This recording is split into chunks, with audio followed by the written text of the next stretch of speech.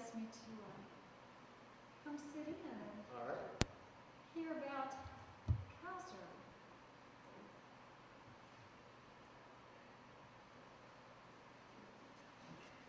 It should be longer than probably too. Just that time. Wait a second. It's just setting up right.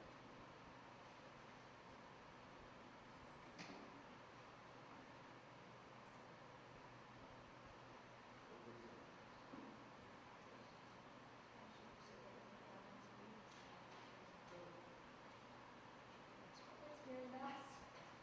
It is the construction. It's not finished. Right.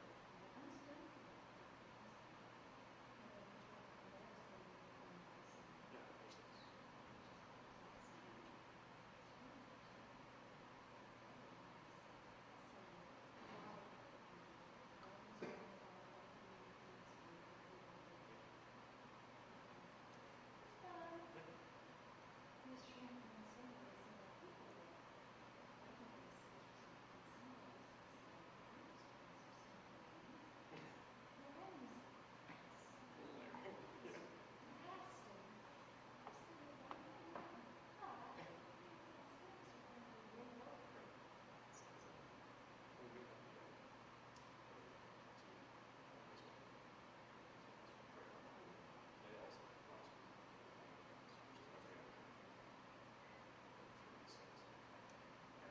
Because you can sit in these rooms.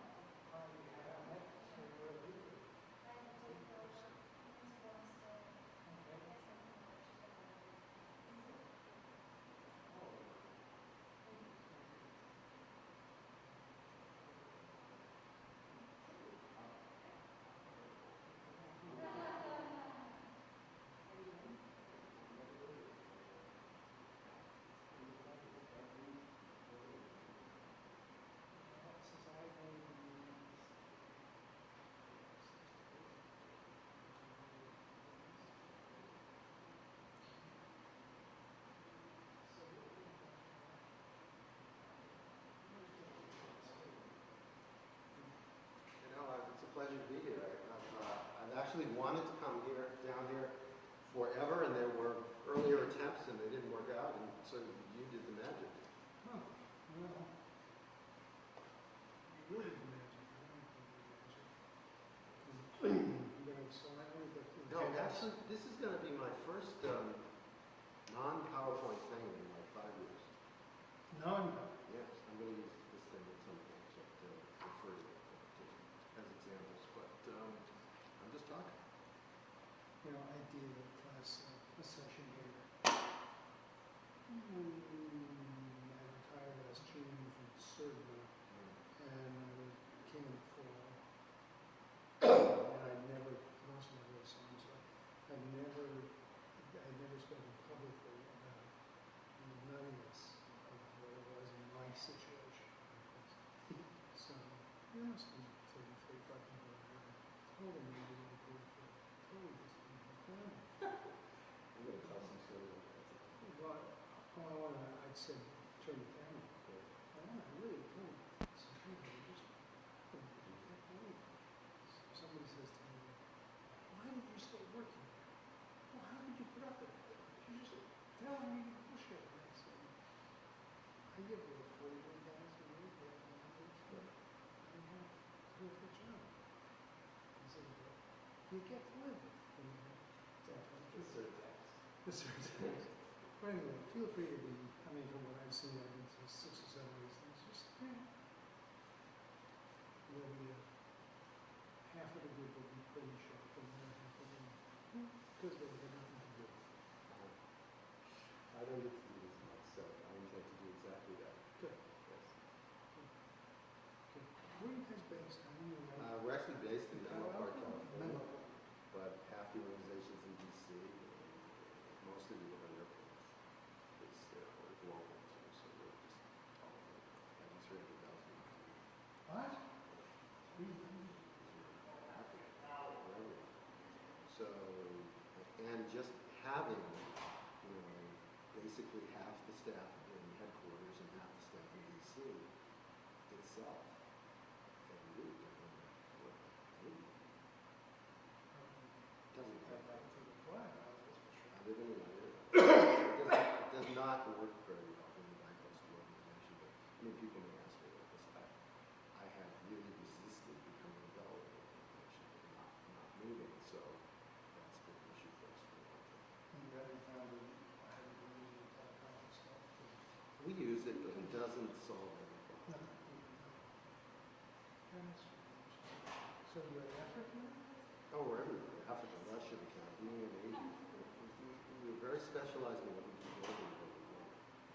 I'll talk about that too. Yeah, go through more. So I don't associate with Kaiser. No, half of our audience doesn't know that we do policy stuff in the U.S.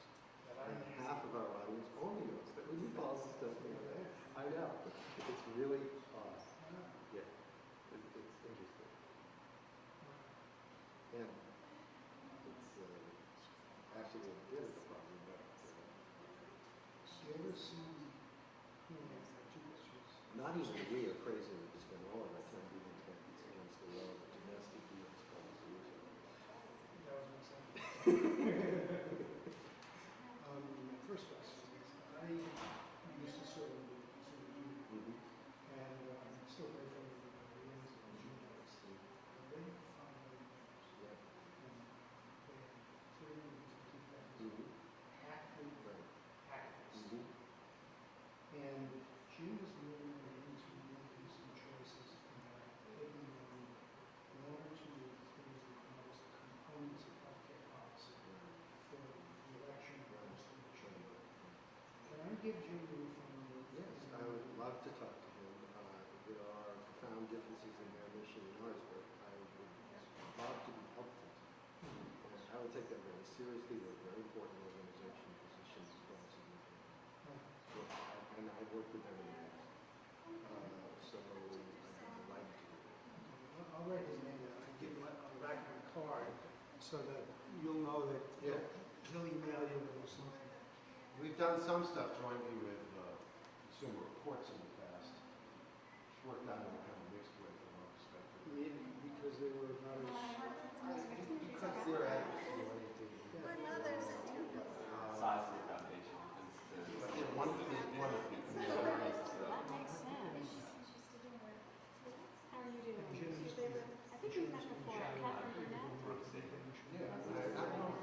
And we became interested. I asked about searching, that's right. How's your work going? So I'll just see Well, you I'm next. fairly soon, so I don't mind my attempt to make I've this. never finished my master's. For Joel, I'm working on a project on whether or not foundation should be given perpetuity. That's an interesting topic. Yes, that is You can argue interesting. it either way. We've had some good examples Joel, and talks about that. hi, how are I you? had. Joel's the introducer. And what were your main points on your side? Still in the research phase. He'll be here tomorrow. This is not my master's project. Hi there. Hi, Hi, Ginger. Oh, Cover TN is our speaker host. subsidy program for small businesses in Tennessee. Great. Huh, I And don't know that. it's small. Well, you There's started a couple things that are different about it. It's insurance, Okay. but it's It's not not my time. like it's not a function of insurance because if you go above 25,000 Well, we in were. a year in terms of your costs, There's no coverage for those people. There's very few people who go all the way on cancer. Our family helped me with a lot more things than the Kaiser It's family. actually for anybody for but it doesn't There are matter. many ways. And it's primarily just It's a lot. yes. No. Yes.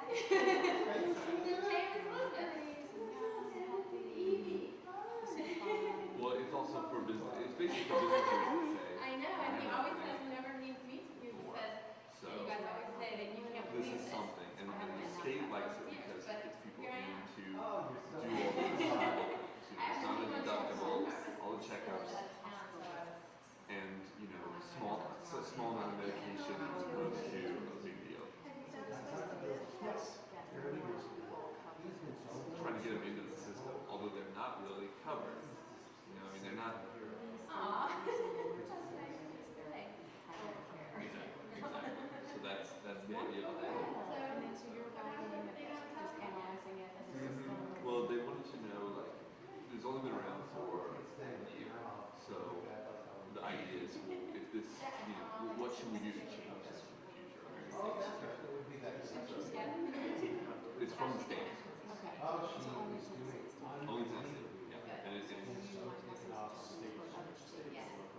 well, it's more. My client was Tennessee. The idea was, what can Tennessee do with this program? Are there any things that should be changed since it's a new program and look at it and see how Or this should works? it start first? Yeah. I didn't consider that. Fun. But, you know. It's true. that would be one It's of true. the- I think it's an option. That is true. Carry on, scrap it. If you carry on, how should you carry on? Exactly. No, it's So yeah. And should it always be funded by the state, or should it be allowed to go for since we're back to hospital? Yeah. Well, the other thing that is a lot of people say, well, we should look for some federal funding for this. But they haven't done that because Tennessee's prior experience was that once they got federal funding, started to have more access to be more efficient just because sort of the rights to follow the funding. Now, David was So maybe it's better to just Yeah, or grant funded, although, you know, when they just want to jump in and do some of the Yeah. programs that we do, they want the opposite, they want funded, the government takes care of it. So, Yeah, yeah. no, it hasn't been, right now, it's split between, the employee pays a third, the business pays a third, and the government pays a third.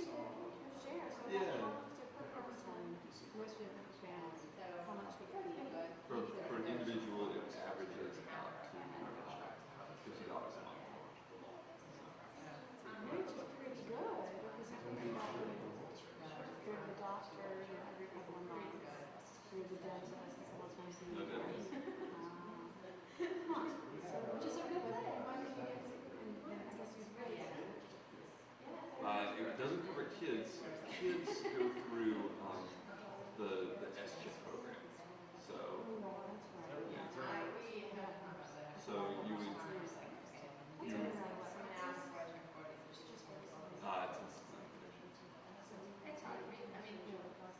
or, yeah, because it wasn't planned either. So, yeah, 10 years probably.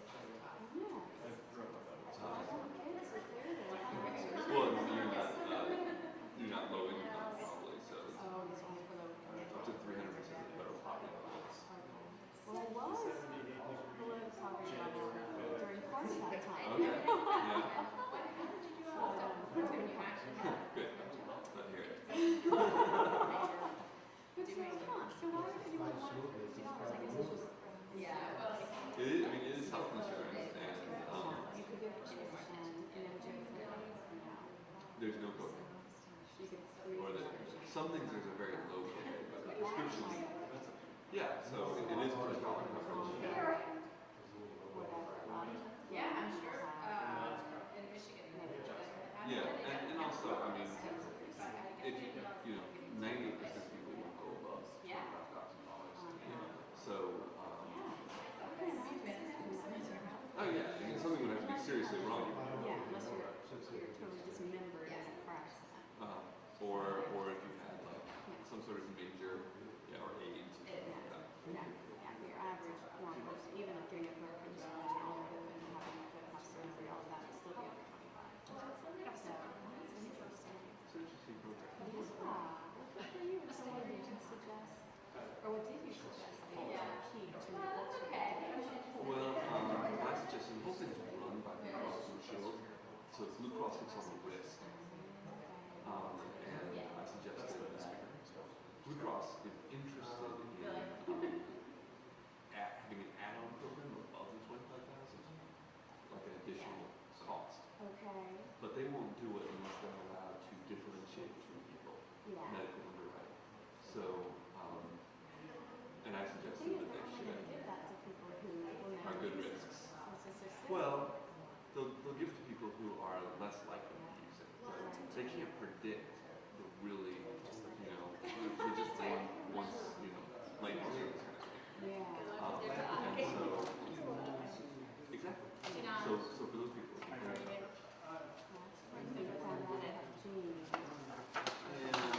they don't usually do genes. Yeah, it's more, looking at history of infancy. Oh yeah. Wow, I have Maybe. this. I'm Yeah. gonna sign up for that insurance. That's right. It's Good for you. yeah, it's fun. Oh, that's serious work. Well, and good luck finishing your project for Chelsea.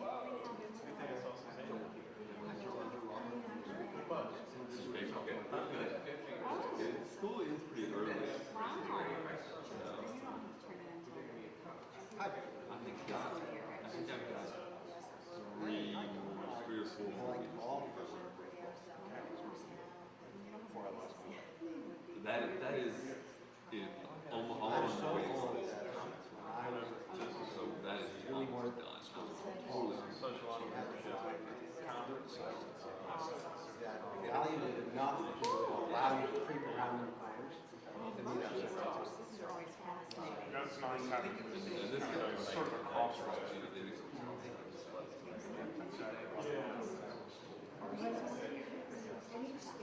those departments.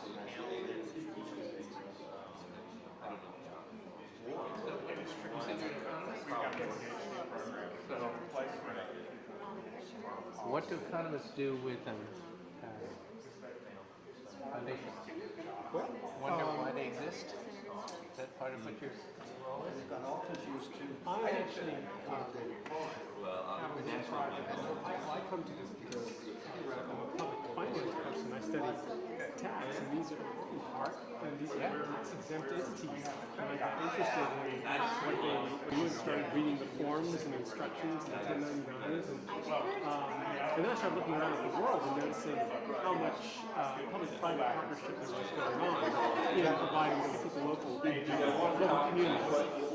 parks, zoos, operas, you name it. So often, not always, often some public money is paired up with a lot of private money. Yes. There's a corporate foundation, but that's donation box. Where corporation does something and the city helps. Or vice versa. Well, I don't know who's the leader. Well, I think usually it's the ideas are coming through the public sector and they're approaching private entities saying, we want your name on this, so wing of the zoo, we want to do this, we would like an elephant exhibit. But that's really where the issue is coming from. Whereas foundations have the burden. I mean, they're going to come up with their own ideas. Not necessarily. I mean, the Danforth Foundation contributes extensively to all kinds of projects in St. Louis. Some of their initiatives, but some are approaching coming to them. Same thing with the Kemper Foundation. Oh yeah. There's Well, what I really like about it is the multiplicity. The local placebo. No, they don't. There are a bunch of hidden zones. Oh, okay. Oh, yeah. Except you can't help yourself. You In can't help an yourself very obvious much. way. Yeah, you can't directly help yourself. And that's such a cool notion. And so you get all kinds of eccentricity, which I just think is really cool. Well, I've been looking at their data. You can see I'm reading a lot of 1099s just to see PX, just to see the eccentricities. That's a lot of fun. Well, the small ones are very scary. But they're small. You can, To my mind, that's some will provide seeds which work, others will provide fodder for laughter. Some will right. fodder for You'll set up an operating foundation, and its purpose will be to fund the preservation of the clothing of this particular small museum. You know? And right, there are probably hundreds of those. Those are funny. So that's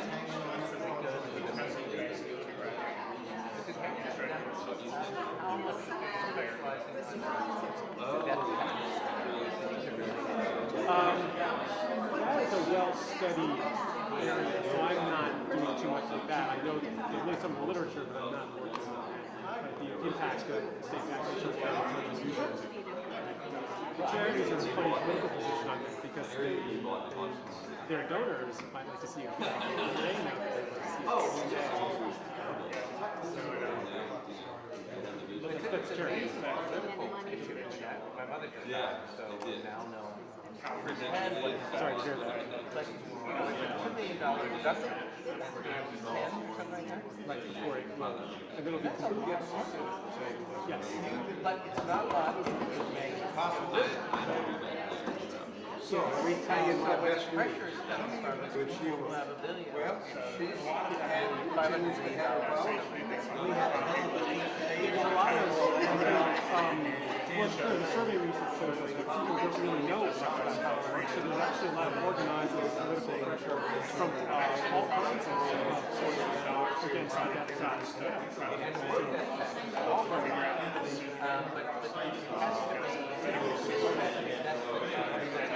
Oh, yeah. Although race is significant, it wasn't a huge we're the ones They're already beginning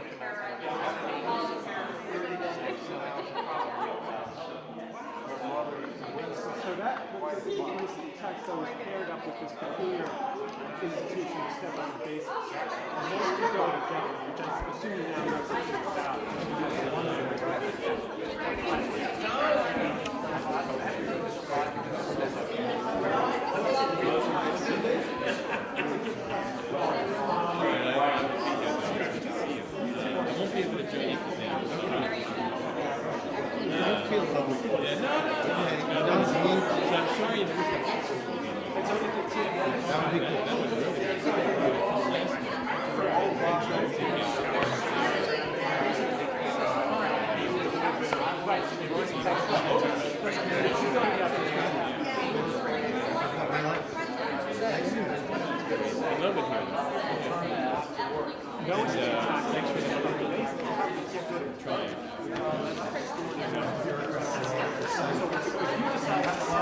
let me run this match first. Yeah.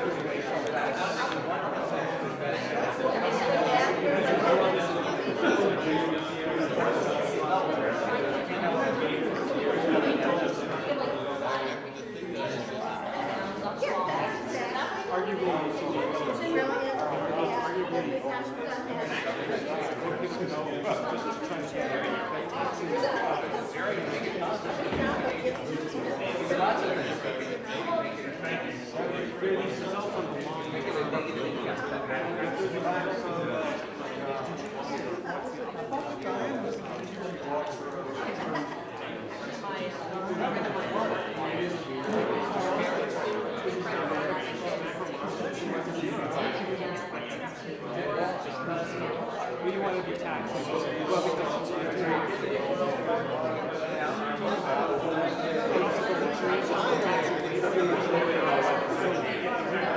it's not as if tax here or empty. So you're not going to just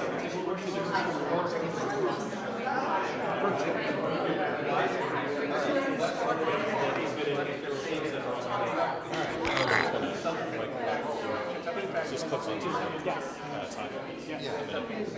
Why don't you just take my coat off, maybe the best thing to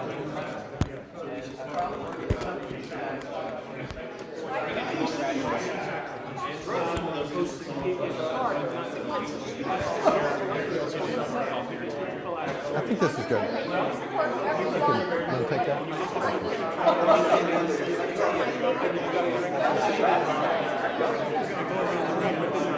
Great. Okay.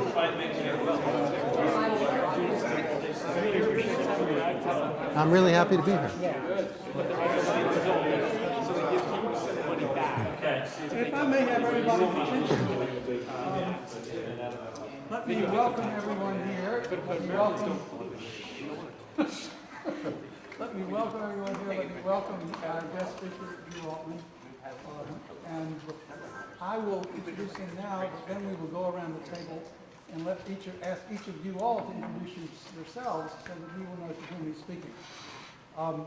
We're really fortunate to have Drew here. He is, in some ways, in many ways, different from some of the other foundation presidents and officers we have. Where's this going? In terms of his role, I'm going to sit down. I'll be better sitting down. There are very few foundation officers, presidents, precisely, who have worked in a number of different foundations. I can't think of any foundation presidents who have been in grant-making foundations and then operating foundations. And there are not very many foundations, one of them is present here today, or at least sort of present in an emeritus status, active in the field of communications in the way in which the Kaiser Family Foundation has become. You know who that is. That's Hutton Carter sitting there. Sitting right there in case you didn't know. But Drew really represents all of those. He's been a senior officer at the Robert Wood Johnson Foundation, which is the largest health foundation in the country. He's been a senior officer at Pew Charitable Trusts. He took over the Kaiser Family Foundation in 1990. So he's going on 20 years there at this point. He not only took it over, but transformed the foundation. I think in a way, there are very few foundation presidents who have transformed their foundations in a basic way. Hey, Diane, come in.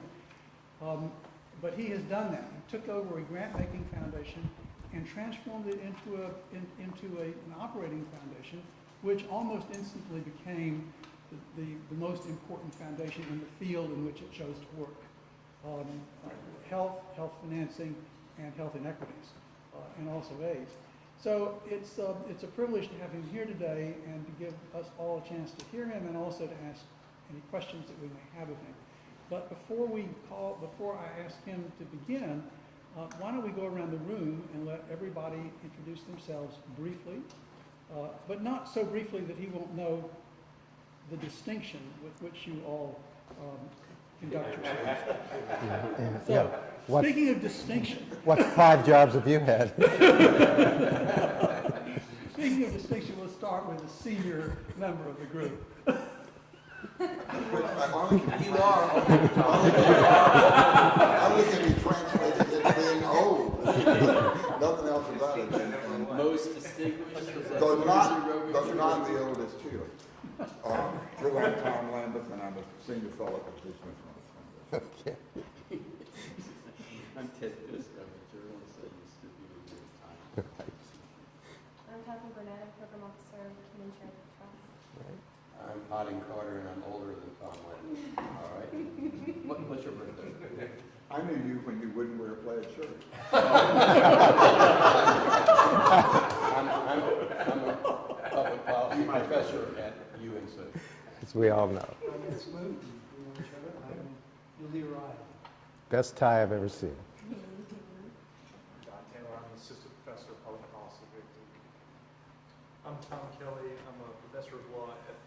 UNC Chapel Hill School of Law, so not a Duke affiliate. And I work on philanthropy and nonprofit organizations and also international law and development. Great. I'm Marty Martin. I'm an attorney in private practice representing tax-exempt nonprofit organizations. I need you. I'm Joel Huber. I'm a professor at the business school. I'm Paul Rothstein. I'm a visiting professor in the Department of Economics from Washington University in St. Louis.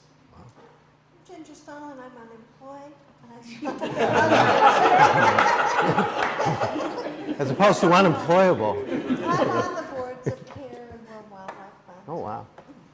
And I'm Kristen Goss. I'm an assistant professor here and a former reporter at the Chronicle of Philanthropy. She used to interview me. I used to interview you. Yeah, exactly. Fritz. I'm Fritz Mayer. I'm a professor here in public policy, among other things, teach social financial strategy. Ah.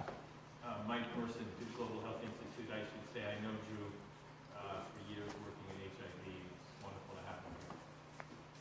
Kate Alford, I'm Executive Director of the Health Research Alliance. It's a national consortium of funders of health research and training. Helen Poole, Executive Director of Duke Medicine Development on Affairs. I'm sitting in for Nancy Bernstein, who is our Director of Foundation Relations. Gary Varela, I'm a case writer for the Duke Foundation Research Program. Aha. I'm Diane Ritz-Lofty, I'm Vice Chair of Certain Financial in New York City. I'm Katie Harold, a PhD student here at Stanford. Great. I'm Brooks Abraham, second year master's in public policy student. I'm Brett Mabry, I'm Director of the Child Care Division of the Duke Academy. And I'm Paul Escorns, I'm a law student and graduate student. Well, welcome everybody, and welcome Drew. Thank you so much for coming. We look forward very much to hearing from you. Okay, well, first of all, every time I get that kind of extravagant, overblown, and grandiose introduction, I like to tell the same story. Can you all hear me? Yeah? This is working? Okay, it's the story, this is true. No, it's not working. But you can hear me anyway? It says it's on, and It's not for the public, it's not a public address system. oh, it's just a recording, Right. so I can really get in trouble. That's right. Good. Over and over again. Yeah. So it can be supplied to the IRS at a later date. Good. Anyway, okay, I can handle that, I think. It's a true story. It's a story of a letter. This is a long time ago, obviously. I got from my then 94-year-old grandmother, one Dora Auerbach, the day after I got my PhD in political science at MIT. And all it said was, "Dear Drew, about that degree, congratulations. So what are you going to do, open a political science store?" First of all, as you'll see, I sort of did. And second of all, she would have given a very different introduction than you did. But I'm grateful for yours nonetheless. I actually have been really looking, I've never been here, first of all, and it's amazing. I don't know how all the facilities are, were built yesterday, it seems, but it's remarkable. And I really have been looking forward to this. It is extremely unusual for me. You won't believe this, but I have never spoken publicly. I mean, I talk about health policy and health issues. I have never spoken publicly about Kaiser, and I have never spoken publicly about philanthropy. By the time I'm done, it will probably be clear to you that this has been a wise practice. So this really is unusual for me. Also unusual for me is the fact that I've been looking forward to a kind of informal talk, which is why I've decided not to stand up there, and a low-tech talk. I think this is the first time that I've spoken naked without PowerPoint in about 5 years, but I just feel like our field has become a kind of space race of, the latest and mostest PowerPoint presentation, and I assure you, I've got the greatest of all. I mean, if you were an advanced alien race, you would truly be impressed with my PowerPoint presentations. But I've kind of gotten sick of it, so I thought today, this could be a little bit more informal, and maybe it would encourage a dialogue later on. And that's why you have these fat, old-fashioned packages, which I will refer to later on, instead of PowerPoint, just to try and illustrate some points that I want to make. I thought I would start also with I've got many, but one of my favorite stories from my career. It's actually not a foundation story, it's a government story, but it sets up Hotting may like this one. It sets up a point I want to make. It's a story of my first day on the job as Commissioner of Human Services in New Jersey under Tom Kean. I was a reasonably young man. But the problem I had was I couldn't find the job. There was no reason to actually to go to Trenton if you've never been to Trenton. I don't know if any of you have been to Trenton. And so first I found Trenton. And then I wandered around for quite some time, and I couldn't find the building. And so finally I found this guard, and he looked at me and I said, "Have you happen to have seen the Department of Human Services?" And he said, "Well, kid, it's there." And there was this giant, multi-story building. And I said, "Okay." And it didn't have a sign out in front. My wife at the time was running hospitals, and she had taught me about signage, which was not even a word I had ever heard. And so I got my idea that this was how I would establish myself. I was worried about being too young for this job. And so I marched in and I went up to the 15th floor and I said, "Hi, how are you? I'm the new commissioner. But look, we were then the largest organization in the state of New Jersey. We have a $7 billion budget. We have 27,000 employees. What's the deal with no sign in front of the building? Aren't we proud of what we do? There will be a sign in the front of this building." Well, 9 months later, after the project was stopped, once because the wrong procurement rules were followed, and the second time because the wrong union team worked on the job, and then a third time by the most wonderful letter that came from the State Department of Treasury that said, "This job should not go forward because it is too small to do," which is a concept that could only occur in government. And by now there were stories in the newspaper, will Commissioner Altman get his sign or won't he get his sign? It was actually my birthday, March 21st, and my chief of staff came in and they called me down to the front of the building, and where there was this giant courtyard, and there was about 800 people there, and the press was there, and there was this huge drape across the front of the building, and they peeled it back, and there it was, the New Jersey State Department of Hunan Services.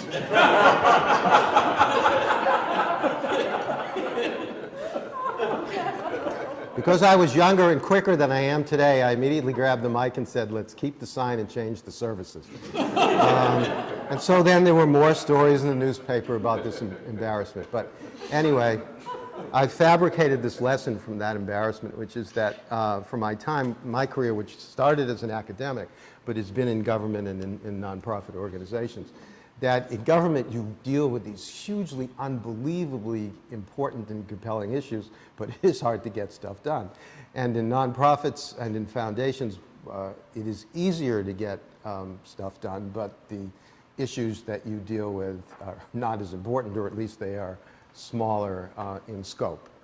Hence the importance of finding your niche or your role or your strategy, which is different for every nonprofit organization or foundation. But that is a theme that I will come back to. And it also connects to another point I just want to make right off the bat based on my time in foundations, particularly the bigger ones that you mentioned and not Kaiser, well, also Kaiser too, which is I do not have delusions of grandeur about our sector. In fact, I had promised myself that I would not work in another foundation when Kaiser came calling. So I do come to you today as a person with a deep commitment to foundations, to the potential for foundations still unrealized, especially more broadly to the role that a vibrant and activist, not in a liberal sense, independent sector can and should play in our society, but not necessarily as a cheerleader for foundations. And I actually sometimes think that our sector, the foundation sector, has an oversized sense of its own self-importance, particularly in these giant fields that some of us work in, like healthcare. Maybe my view is colored by the fact that I do work primarily in healthcare. I'll share a few of my cynicisms, which may more resemble rants, just to make sure that everyone's awake, and then move on to my main subject. For example, I don't freak out when people say the wealth should be taxed away. I think it is at least something that is reasonable to discuss, especially if the wealth would be used to provide health insurance coverage to all Americans. No, I'm just kidding about that part. unless, you consider the alternatives, which are mainly that it would be used by wealthy people to provide money to religious organizations or universities. I have nothing against religious organizations or universities, except that I do think that establishing philanthropic trusts, most of which would exist in perpetuity, is at least competitive with those other purposes. I also don't believe, I guess this is on my mind because I read about it so much now, that having been in this field for a long time, that there is much that is new in the foundation world except new language for old ideas. So I have in mind here venture philanthropy, metrics especially, which we all hear about all the time, social entrepreneurship and movement building, and my personal favorite, which is place-based grant making, which to me just has to be the oldest play in the foundation playbook. All new incarnations for old ideas, perhaps with some new wrinkles, but they just don't feel new to me. I have been around for too long. Maybe there are new people in the field who are discovering new words. Perhaps they're giving new meaning to them, I don't know. I'm also concerned, and I may be wrong about this, and I should hear from you on this, because I will admit that we exist at the edge of the known solar system of foundations and not in the center of it at Kaiser. But from what I hear from my colleague CEOs, I have at least some concern about what I think of as a creeping corporatization of foundations at two levels.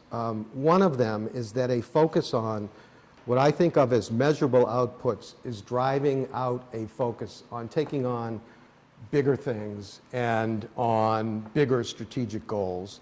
And the second one is that what I would call well, how should I refer to it? A reflexive adaptation of corporate process. By this I mean the board self-assessments and the famous 360 reviews and the succession planning in organizations that are too small to actually meaningfully do succession planning, and anyway don't have stockholders, and the endless strategic reviews of strategic reviews, when at some point, if you don't have a strategy, you really should be asking deeper questions and not doing strategic reviews.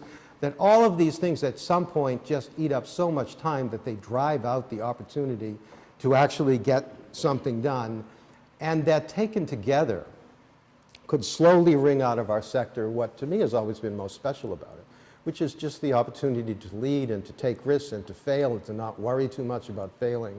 And of course, these are difficult things to oppose, because who actually wants to stand up and be against accountability and good governance? And they were, in fact, inspired by Sarbanes-Oxley. And as I talk to my colleagues, they do call you up all the time and sit around with their attorneys who are quite knowledgeable about these things and complain about how this is just churning to no good end, and then once again go out and hire the consultant and the facilitator to do even more of it. And at the end of the day, I just think we need a sensible balance, because the preeminent purpose of foundations is not governance. That is, you don't come to do foundation work as a place to learn about governance. It is to do programs and make a difference. So this is something that I worry about. I don't know if you've discussed these things in these fora, but perhaps you have.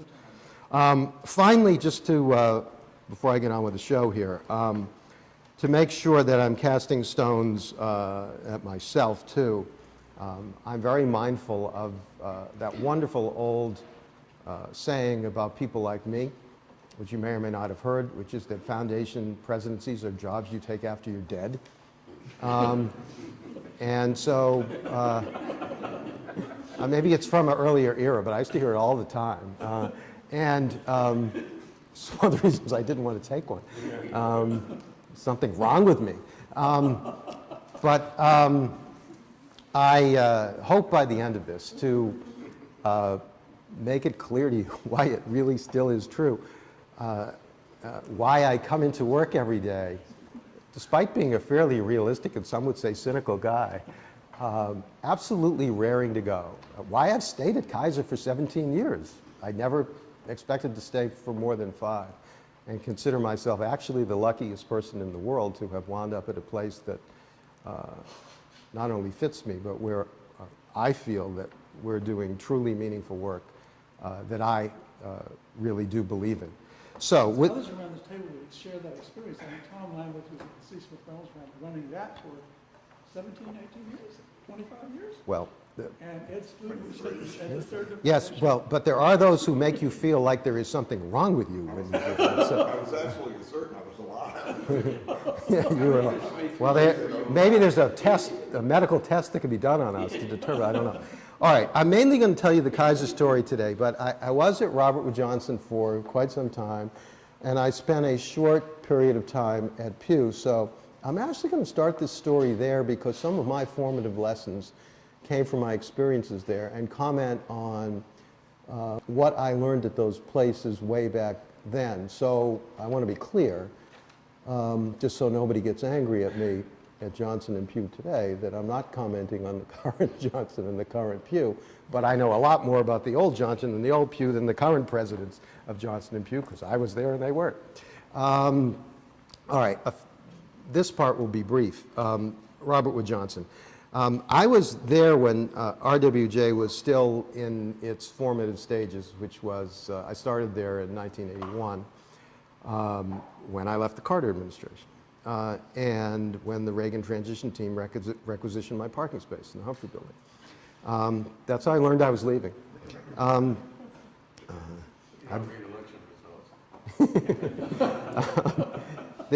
I'm an oddball. I worked for Republicans and Democrats, but they didn't want me. Then, I won't comment on now. I think it's probably not primarily true now, but anyway, I'm just not commenting on now. It was a foundation that was dominated by a board of men. They were all men from Johnson & Johnson, but run by a professional staff, a very professional staff, an exceptional staff. I was part of it. But there really were some amazing people there. The world saw the president of Johnson, who was, one, a great man and a very distinguished person in American medicine named David Rogers, who had been the dean of Johns Hopkins and Vanderbilt as well. The world did not know a dark secret, which was that David was the chief operating officer of RWJ. The CEO of RWJ was actually the chair of the board, who was in-house every day, and his name was Gus Lienhart, and Gus had been the CEO and chair of J&J. And Gus was this amazing American story. He was a guy who had worked his way up from being a stock boy at J&J to become chairman. And Gus made every single decision, from what kind of copying paper we ordered at RWJ to every program that we launched. Not David, though the outside world saw David. This ate David up alive, though he continued to function admirably as the president of the foundation. And so Johnson in those days was an example of a kind of chronic tension that existed in a number of foundations, it still does at some, between board members who really still represented a company from whence the money came, but it was also true in many family foundations, where you had family members who dominated the board and a professional staff that they hired to run the foundation. This was a common tension. Many, many foundations, some make a transition from that and some don't make a transition from that. I'll tell you a story which is an example. How pressed for time am I? I don't know how many stories you want. Okay, so this is an example. We're at a board meeting at the, I don't know if any of you have ever seen the Robert Wood Johnson board table. It's approximately 811 feet long. And so I happen to be sitting next to Dave Rogers at this particular board meeting. And one of the board members, David particularly did not like, who I will not name, but was also a former chair of J&J. They were all former chairs of J&J. Choked on a piece of meat and tried the Heimlich maneuver, and others tried it. And anyway, this guy, who was about 6'8", was turning blue, and he was literally going down. And I don't know how to convey to you how deeply David despised this man for making his life miserable. But David was the eminent and skilled physician in the room. And so I just happened to be the one next to David, and he flipped him over on the board table, and he pulled out his pocket knife, and he was about to do, the emergency tracheotomy. I won't use the word he actually used. He turned to me, just because I was there, with the knife out in his hand, and he said, "What a goddamn moral dilemma."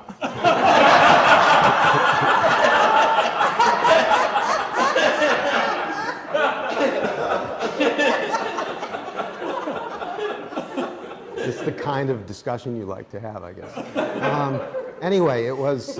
Which way did he go?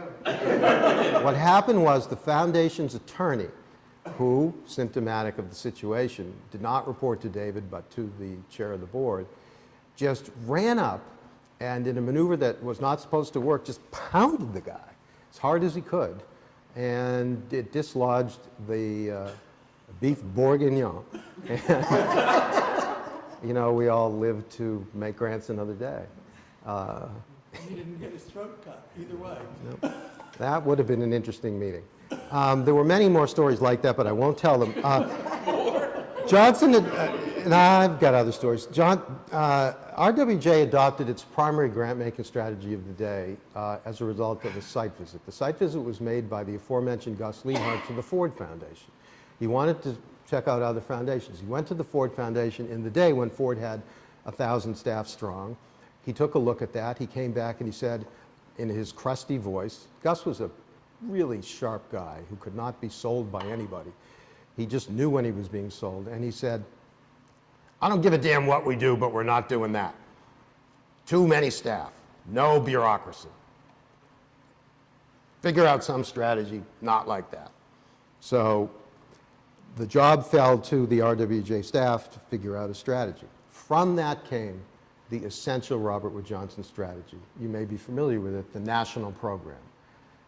The idea was to create these off-site programs. Each one might have 20, 30, even 40 projects, and they would be directed by somebody who would be given a grant, an eminent person with a small staff at a university or at a medical school, but they would not be Robert Wood Johnson staff. It was the answer to the question, how to have a staff without having a staff.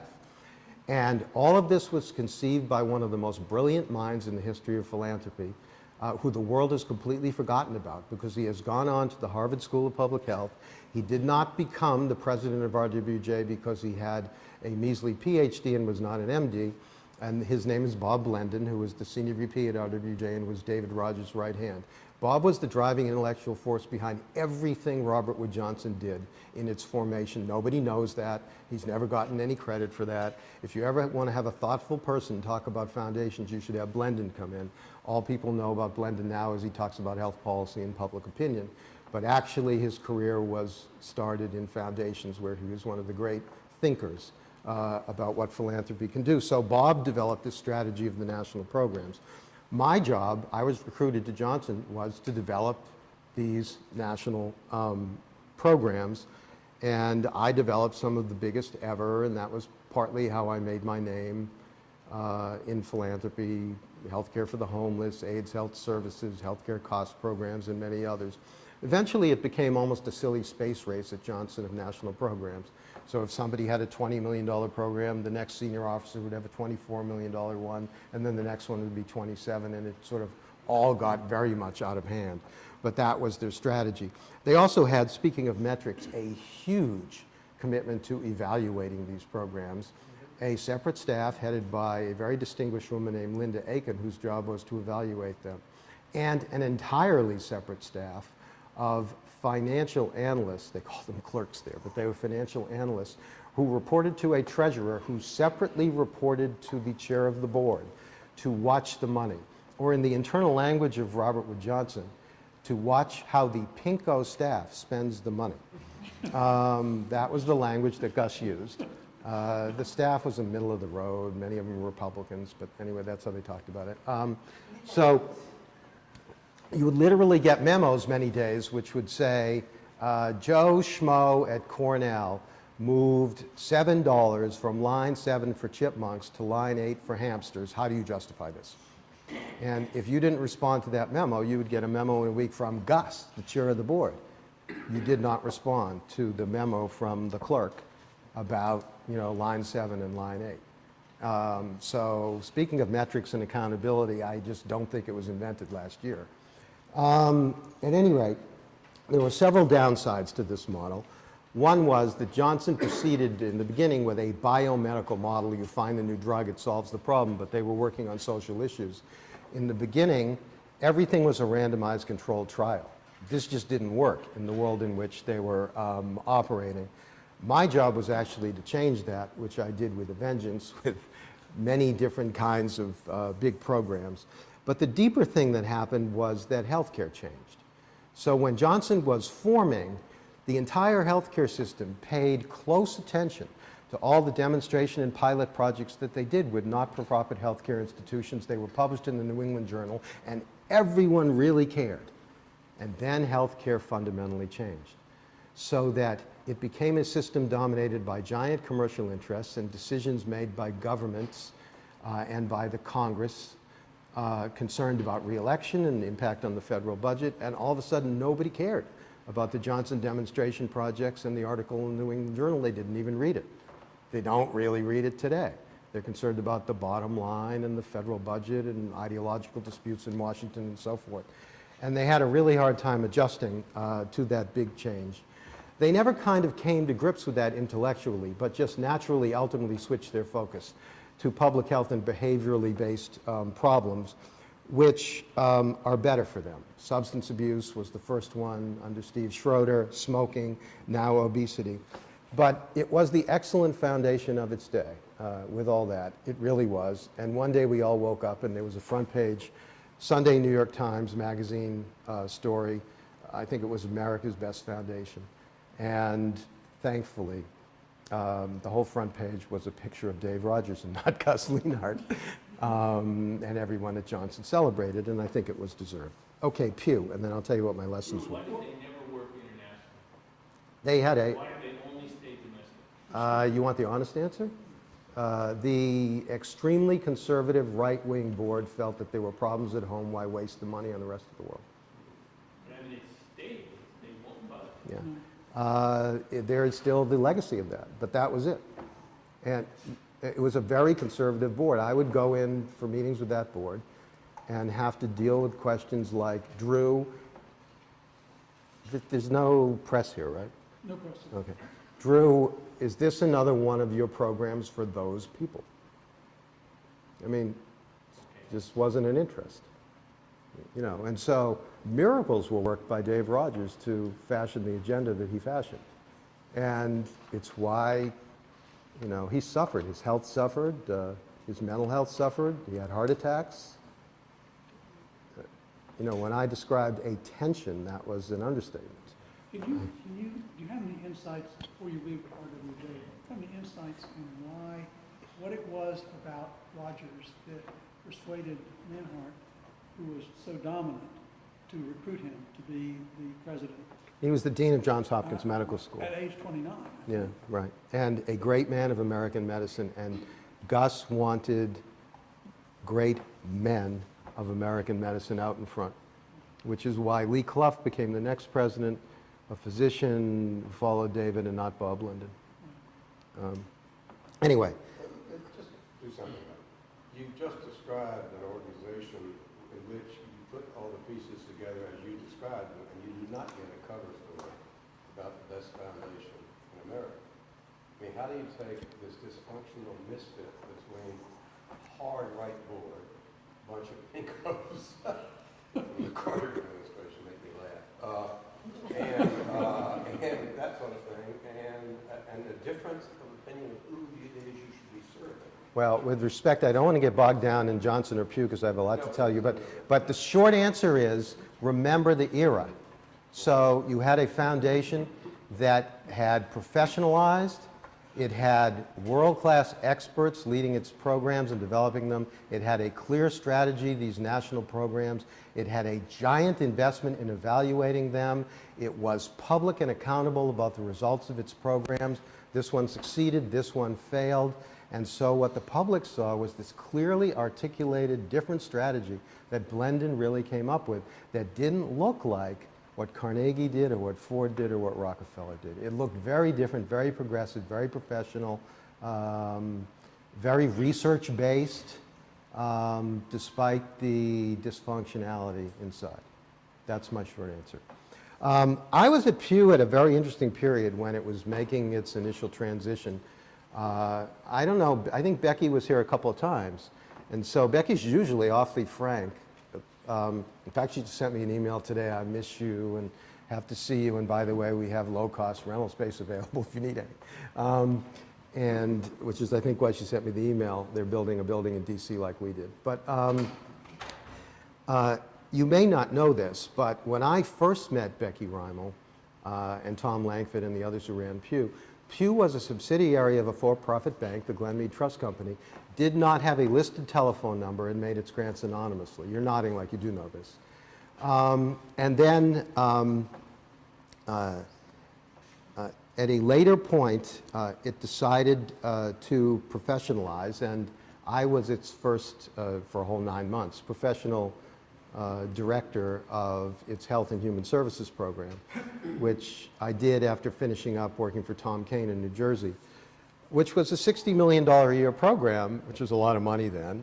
I had 3 professional staff. Given what we were doing, that was actually not a shortage of staff.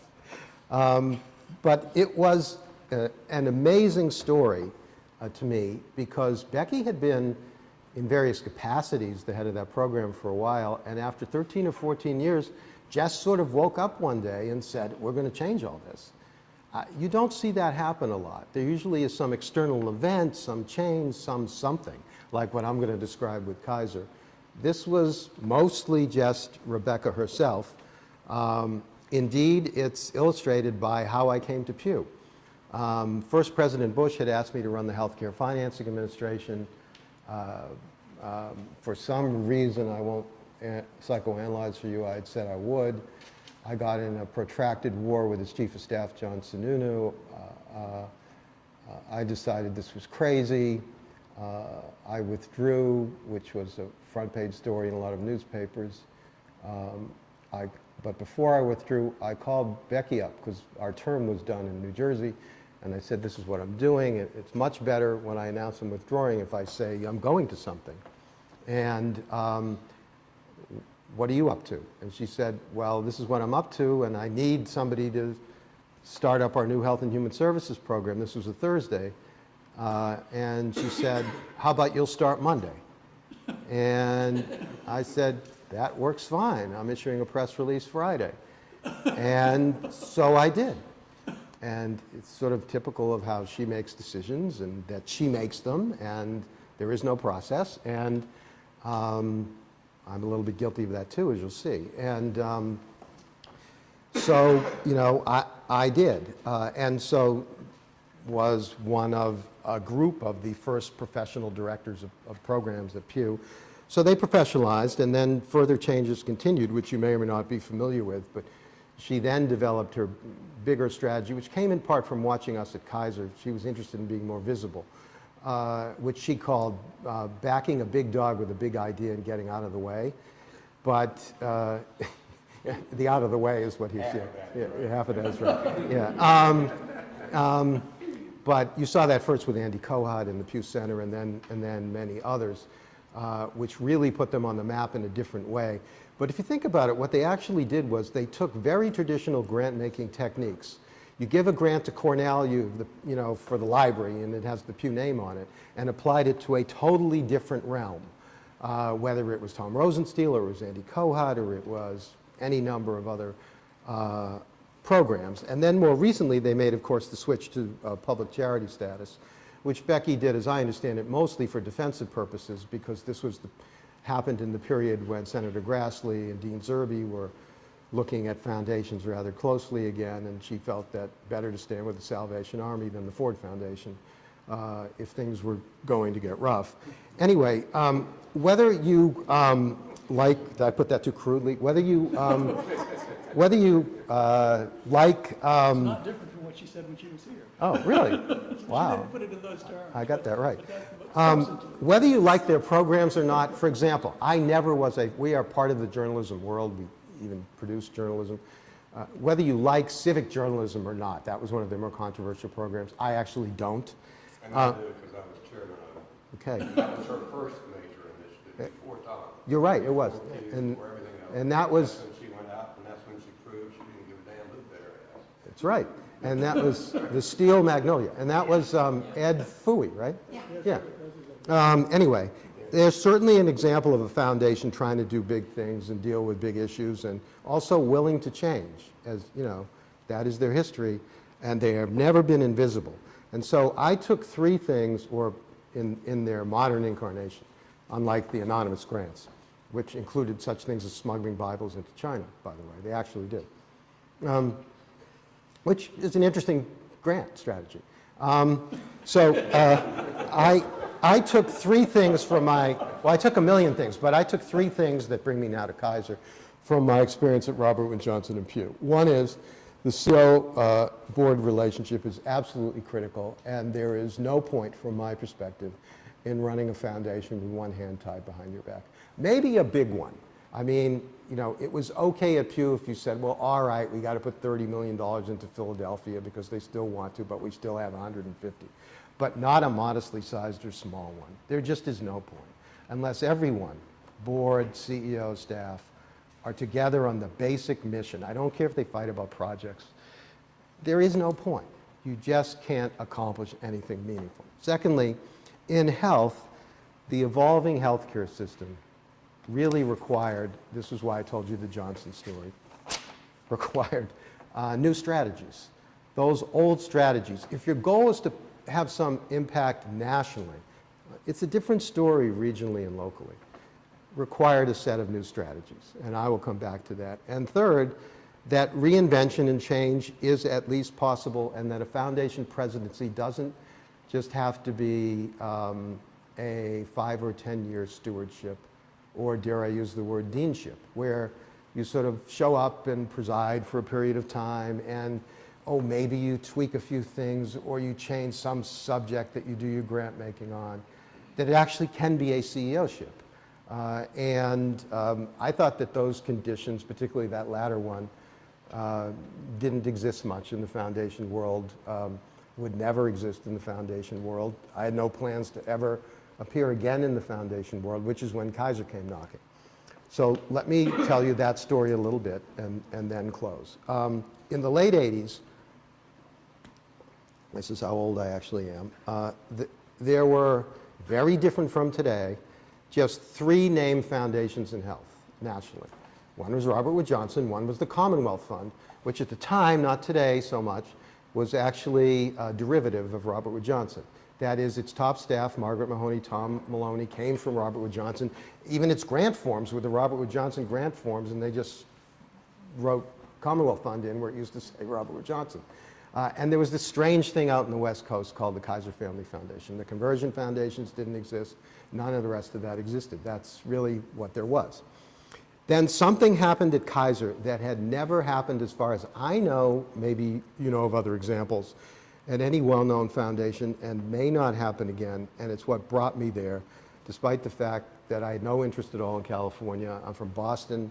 In my family, it was regarded as a sign of weak character to admit to visiting California. And though I did expect to get taller and blonde, but that did not happen. And that is that, I just give you, obviously, this has been the tone of today, which I didn't expect, but I'll continue with it. There was a Soviet purge. There was a coup d'etat at the Kaiser Family Foundation. And what happened was the chair of the board and the president were kicked out together unceremoniously. The president was a very well-meaning and wonderful, distinguished man from academic medicine.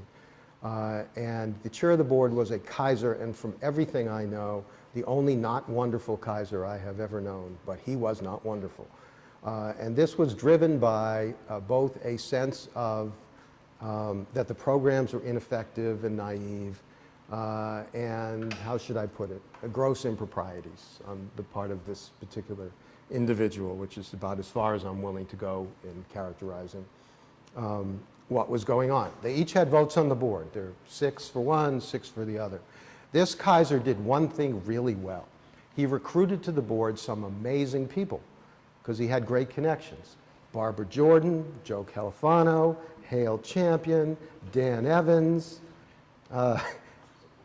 and they didn't like what they saw. And the ringleader was Hale Champion, who, if you don't know, he was one of the great people in the history of public administration in our country, and is still around up in Boston. And Hale was the one who organized the purge, and he said, the votes are even. He called a little private meeting. There's only one answer to this problem. You both got to go. And not only that, we're going to start this organization all over again. We're going to rebuild it from the ground up. And so they engineered a transition from a family-dominated foundation to an independent national organization. That was embodied in all kinds of rules and bylaw changes and the role of the family and terms for the board, and they tried to set up a very strong CEO-ship. This is before they thought of me, because they viewed that as an antidote to some of the problems that they had had, and I won't walk you through any of that. But they did make this formal transition. Then they recruited me, and I came because I felt that this was a special opportunity to build something, because I felt a sense of shared purpose with this group that I mentioned. It just was an unusual opportunity. And in less than a year, we had 100% turnover in staff and had fashioned a completely new mission and agenda. So it wasn't a startup, because I had stationery and I had an office and I had a telephone, but I don't know what word to use, a restart or a makeover or something. Did they make the decision to become an operating foundation? No. Everything, they hired me and they said, we hired you because you have a track record of developing programs and ideas, and I had sort of laid out a vision. Let me tell you about that part. Name on the building. Fine. Yeah, there's actually quite a building. That's another part of the story and why there was a change. I won't go into that part. I may touch on it in a minute. They had a sense that healthcare was becoming a bigger deal in the country. They had a general and vague desire to play some special role in that. People like Califano and Champion. This was pre the Clinton, health reform debate. That was it. The reason they hired me is I shared that sense and laid out generally a vision about that. And it went like this. I asked basically one strategic, there was no planning process. They hired me to do this. They hired me because of what I had said to them about this, which was one question, which was, how do you play some special role in then a $1 trillion mess dominated by giant commercial, political, and ideological interests, with then $30 million a year to spend? So at our high point, it was 78, but either way, it's no money. And in my view, Johnson's $250 million is no money in our healthcare system. And so the answer I arrived at, which could be right or wrong, but has worked for us, it is not by making grants. That we could do thoroughly honorable work and support great projects, but we could not achieve our goal of playing a truly special role on the national healthcare scene by making grants. And instead, I thought I saw an opportunity for there to be an independent voice and, without sounding syrupy, trusted source of data, analysis, explanation in this giant sea of different kinds of vested interests. Not because I saw these as technical questions that could be resolved through research, though I'm a big believer in research and its contributions, but because I thought we could be a little bit of a counterweight to healthcare's big interests and a bit of a voice for people, which is what we focus on, instead of money and politics, which is all the healthcare system has come to be about. And that was the vision that I laid out to them, and they liked it, and that was pretty much it. To be honest with you, every single thing we have ever done and probably will ever do at the foundation flowed from that one question and that answer and that strategy and that what I would loosely call vision that we had and that we have. For example, our decision to become an operating foundation wasn't just kind of an operating style. It is because we were trying to build an institution which itself would play that role on the national healthcare scene, rather than supporting the good works of others, the very definition of an operating activity as opposed to a grant-making activity. This also dictates how we evaluate what we do, because we are trying to play a role on the national healthcare scene. We actually are not trying to achieve particular policy goals or policy outcomes. I'll come back to that one. In order to do what, to simplify complicated things a little, I hope, in order to do what we needed to do, and to cut through what now are literally hundreds of projects and programs, which is why I didn't want to do a PowerPoint. Basically, we had to invest in two twin capabilities. One was the ability to produce real data and analysis and facts and information in real time fast. And the other one was the ability to communicate broadly, not disseminate our stuff, but we had a bigger vision of communications. And most people who follow us closely say that our vision of communications is a bigger contribution than the policy research stuff. But anyway, we had both.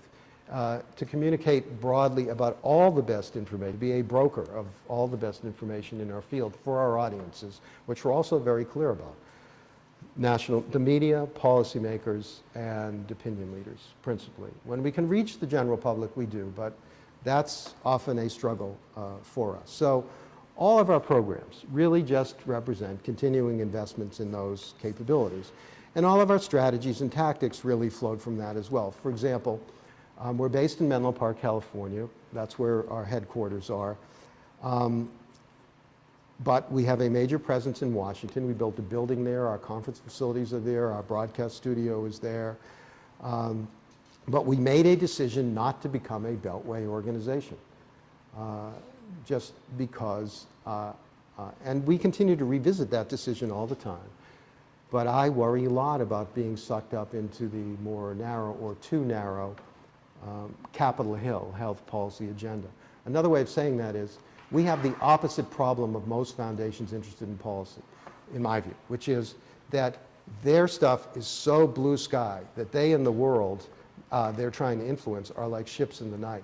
Our problem is that we get so sucked in that we become indistinguishable from the CBO and the GAO and OMB, and so we no longer are working on anything of any enduring value. So our challenge is, or we work on something for 6 weeks, and I'll sit back and say, we just killed ourselves, and all we were working on really was this month's political food fight, you know, that subcommittee was involved in on Capitol Hill. That really has no broader meaning. And so I have resisted moving the whole organization to Washington just for fear that we'll get caught up in the narrowness of that agenda. This is also why we have tried hard to maintain a basic posture which is neutral and objective. We never cook the data. We always go with our results, whether we personally hate them or not, and many times we do hate them. I can just assure you that this is different from many of the other organizations in our field. We never take a position of any kind. We don't even take a position that we're for universal coverage. We literally never take a position. We don't want to become combatants in the fray. We made a decision that we don't want to become another advocacy organization, because if we do, so there'll be 2001 advocacy organizations in our field. Again, it is this struggle to find a niche and a special role. And we also did some things on the management side at the foundation as well to try and carry out our mission. For example, one of the things I was worried about based on my experience in foundations is that as I looked around in the old days when I was at the bigger foundations, what I mostly saw was foundations dissolving into budgeted fiefdoms that related to factions on the board, so that you couldn't change anything. You couldn't get at the foundation. You couldn't lead the foundation. This, in the old days, it is not descriptive of the current foundation. It used to be called Rockefeller Foundation's disease when I was at Robert Wood Johnson. And I didn't want to do that. So at Kaiser, there are no budgets. No program has a budget. No senior vice president has a budget. There is one pot of money, and everybody competes every year to identify the best ideas that they can smoke out. Thank you very much. That they can smoke out and identify. And I do loosely police it, so it wouldn't happen in any year that everything went to just one area of work and not others. But that has worked out extremely well for us. It has allowed us to remain flexible, and it has allowed us to be responsive to the issues which are on the national agenda, which is what we do. We don't control our agenda even in the way in which most foundations do. And the last way in which we're a little bit different is that, as many know, we're, I suppose, the furthest thing from a 5% foundation you could be, in that we spend far more than 5%. Our philosophy is not to be a spend-down foundation, not to be a 5% foundation. We're not attached to any particular asset level.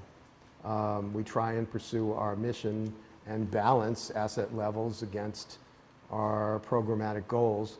And so we've had to have a more adventurous investment strategy that I guess loosely looks more like a Harvard or a Yale than a typical foundation strategy, except we're disproportionately invested in real estate because we own this giant complex on Sand Hill Road in California, which actually I'm maybe selling at this moment.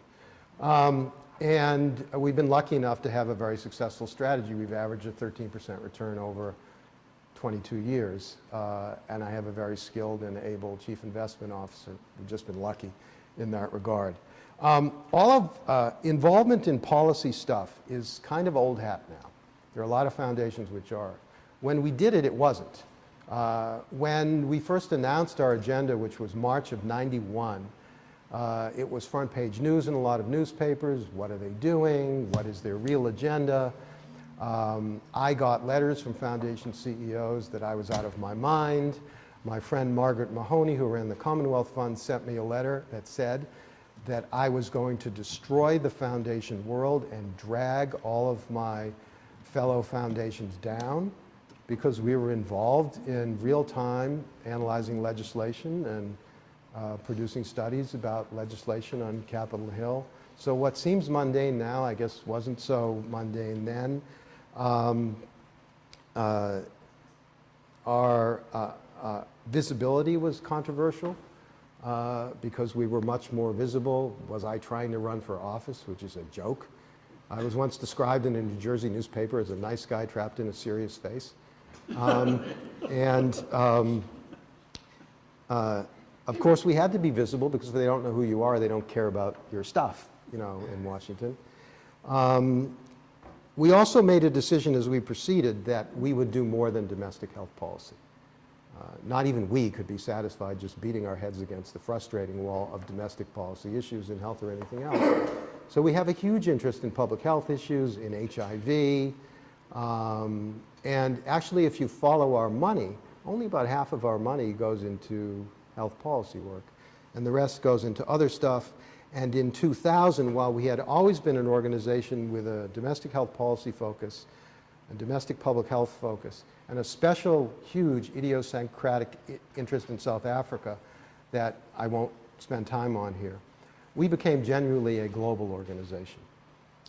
With a specialized global interest, we do globally the two things we know how to do. Media, we run giant media campaigns, and policy information. For example, we produce the report every year on what the G8 countries spend on global health, which is presented at the G8 meetings and other similar products.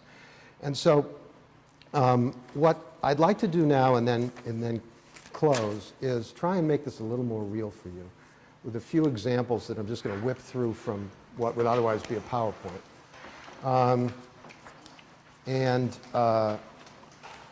Tell you what a couple of our challenges are after, and I'll be done. So this is organized in sections divided by this beautiful green paper. And the first is just a screen capture of one of our websites, our main institutional website, which is called kff.org. And I'm not going to go through it. It just shows you the range of topics that we work on. At the very top, you can see many of our websites. So you see we're driven by the web these days, and we have a lot of websites. There are 7 of them here. The content on them changes daily, so needless to say, this is a big undertaking for us. You can see some of our biggest programs, kaisernetwork.org, which is our health news and information service, is our largest program. You can see our studio programming mentioned over on the right, the original programming we do from our studio. Some of our other big programs, the Kaiser Commission on Medicaid and the Uninsured, which sounds like some independent commission, but it's actually just our staff, and there's an advisory committee that advises it. Our polling program, survey research and polling program, which is by far the largest and most respected in the healthcare field, which is an in-house activity, our Barbara Jordan Conference Center and studio and so forth. If you flip through that one, I guess flip 3 pages to this thing called a weekly update. I thought this was another way to just give you a feeling for us, because what it is it's just sort of what happens in a typical week at the foundation. So I took a snapshot of a week at the foundation. You can see this was a poll-happy week. We do a lot of polls, but they actually represent just 5% of our overall spending. So a tracking poll that we do on health in the election. We are interested in this one on how health is faring as economic issues are rising and to what extent are health concerns part of people's economic concerns. One of our strategies has been, one of our biggest strategies has been to do joint ventures with media organizations. We began with news and then branched out in the partnerships I'll talk about in a minute to do partnerships with entertainment organizations. The partnerships with news organizations are mostly to do giant polls and surveys, but they are a fundamental strategy for us. And I believe they are unique in the not-for-profit world. They may not be, but they were when we started. We started with the Washington Post, with whom we've done 17 major survey projects. And at any one time, we have 3 or 4 major news partners right now: USA Today, National Public Radio, and we are about to begin one with The Economist as well on some of our global stuff. So we pick the topics together, we design the surveys together, we analyze the results together. We don't give them a dime. They put resources in, we put resources in. Mostly the analytic power is at the foundation in these projects, and they're great and they're fun, but they provide a megaphone for the issues that we're working on. And we understood early on that credibility and standing with the news media would be absolutely critical to us, given the work that we do. And this has been a fundamental strategy for us. And when we started, the Post assigned their investigatory division to investigate us before they joined in the joint venture. They spent about a month doing that, so that may be a comment on their investigatory division.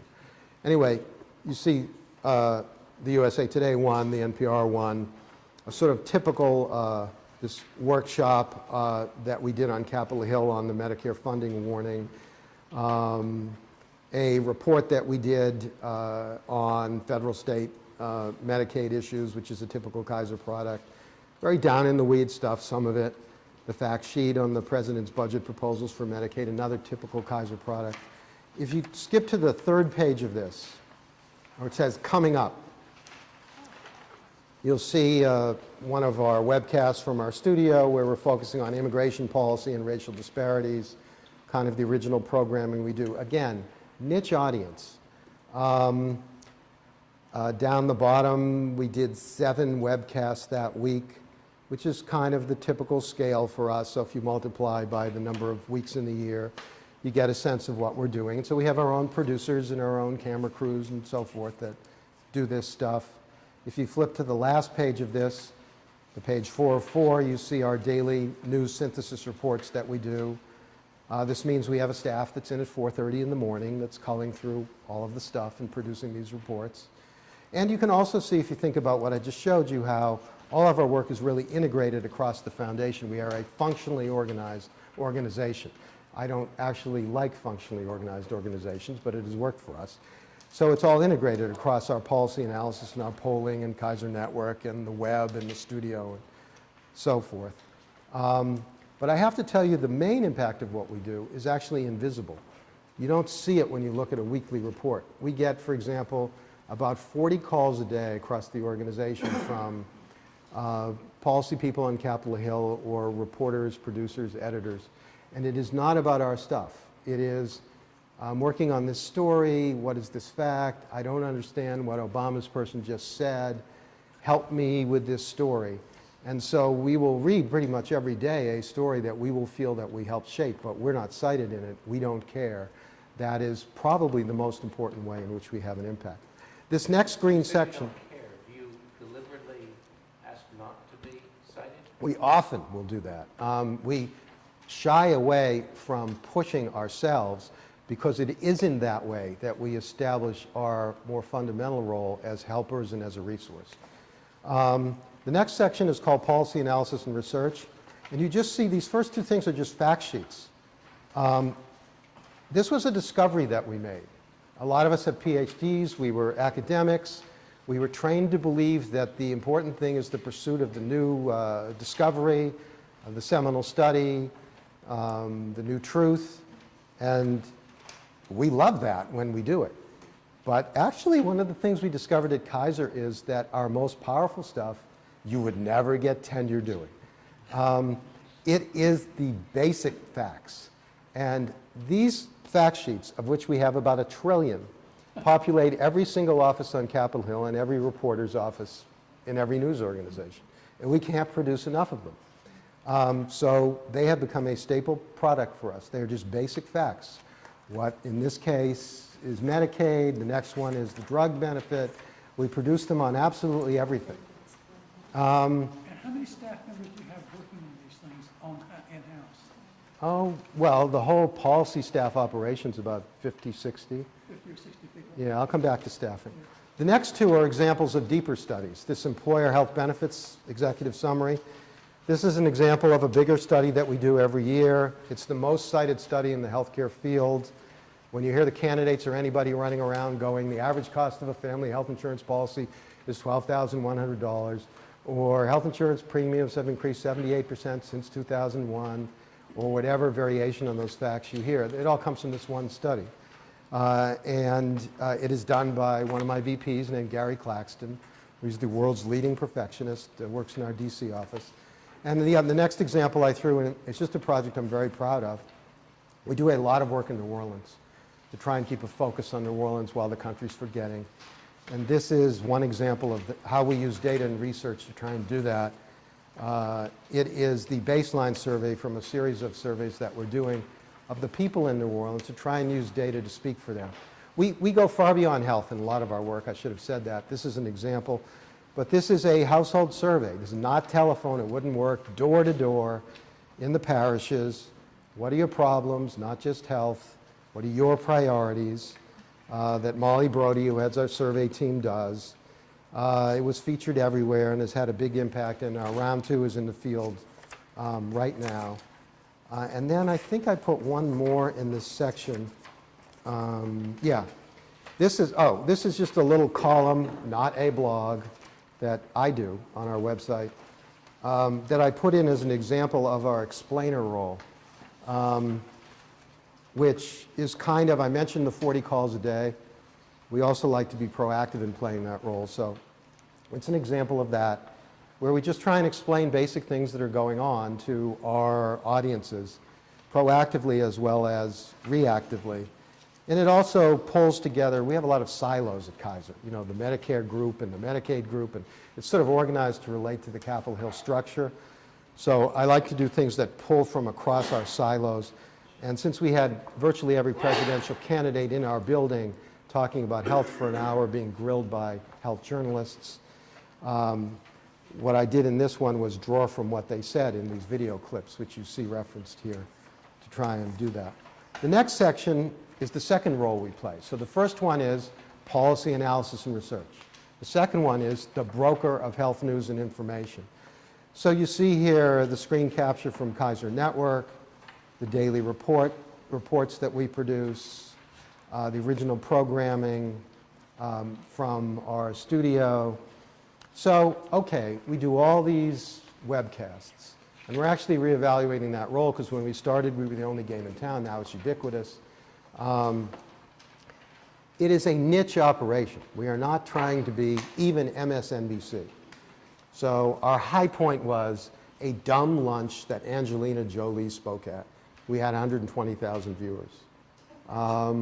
It eclipsed our previous high point, and we had to tell them this, which was Bill Clinton and Tony Blair at the Clinton Global Initiative, which was 105,000 viewers.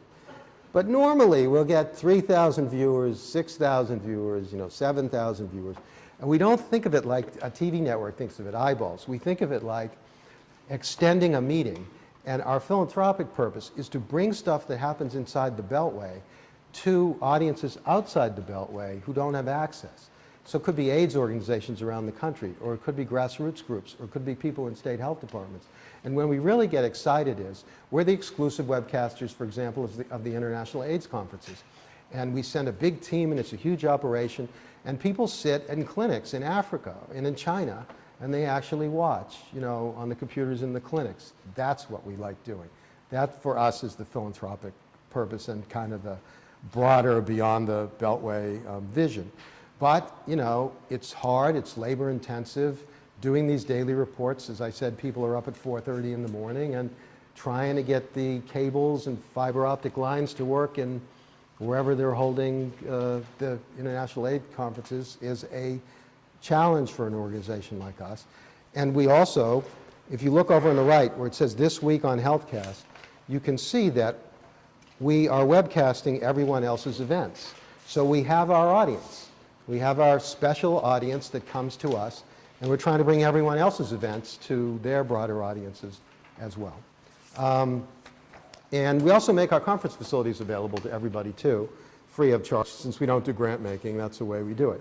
And you can see in this next one, globalhealthreporting.org, we also have a number of specialized websites which reach out to specialized audiences. One is Kaiser EDU, which some of your students may use to try and get more quickly through your terrible exams and writing assignments, which is for students and faculty interested in health policy. This one is for journalists around the world covering public health issues, which Gates asked us to do and actually funds. And so that's our second role. And finally, the last role. We run the largest public health information campaigns in the world, in this country and around the world. And if you flip to that first page, you can see some of them called Partnering with Media on HIV/AIDS. What happened was, in the early 90s, we got disgusted with the ad council model of public service campaigns, the watered down message that runs at 2 a.m. someplace. And we decided there had to be a better way. So we developed a strategy of, since we had done it with news organizations, direct joint ventures with giant media companies. And these are truly joint ventures in which they make an upfront contractual commitment of media time and programming. And not fundamentally for PSAs, though we have them, but the whole company, all of their platforms, new media, outdoor advertising. We work with all of their most popular shows. In any given year, we do about 300 briefings for writers and producers of the most popular shows in Hollywood. And then we took this model global. We've leveraged well over $1 billion, though it's honestly very hard to count, of media time just in recent years. I never thought this would happen. We've won 7 Emmys and 3 Peabody Awards in the last 5 years. What am I doing winning it? And it's bizarre.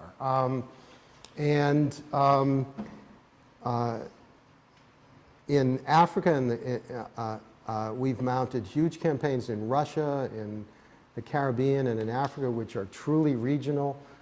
More than 35 countries in Africa, all the major broadcasters in those countries working together. Nothing like that has ever been tried. And all those companies have committed 5% of their primetime programming to HIV. That's an unprecedented commitment. Our challenge is they don't have the programming. So we have to work with them to develop the programming, both entertainment and news and public affairs.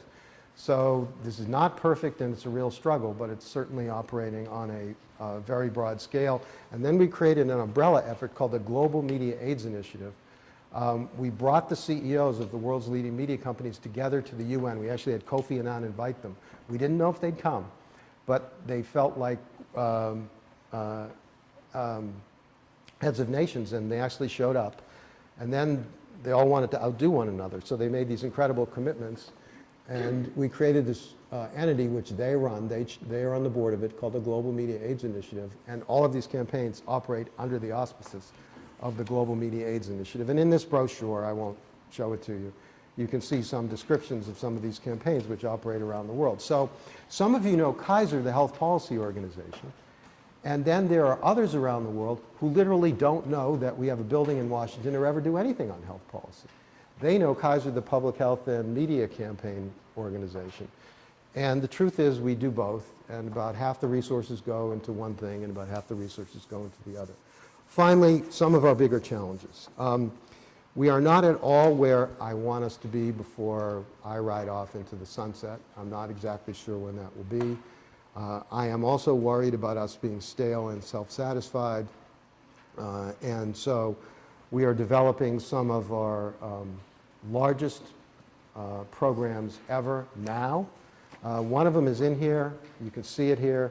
It says under development, the Kaiser Health Journalism Institute. We're about to develop I think the country's first completely not-for-profit health news service, where we hope the very best health journalists will come and do the very best in-depth health journalism.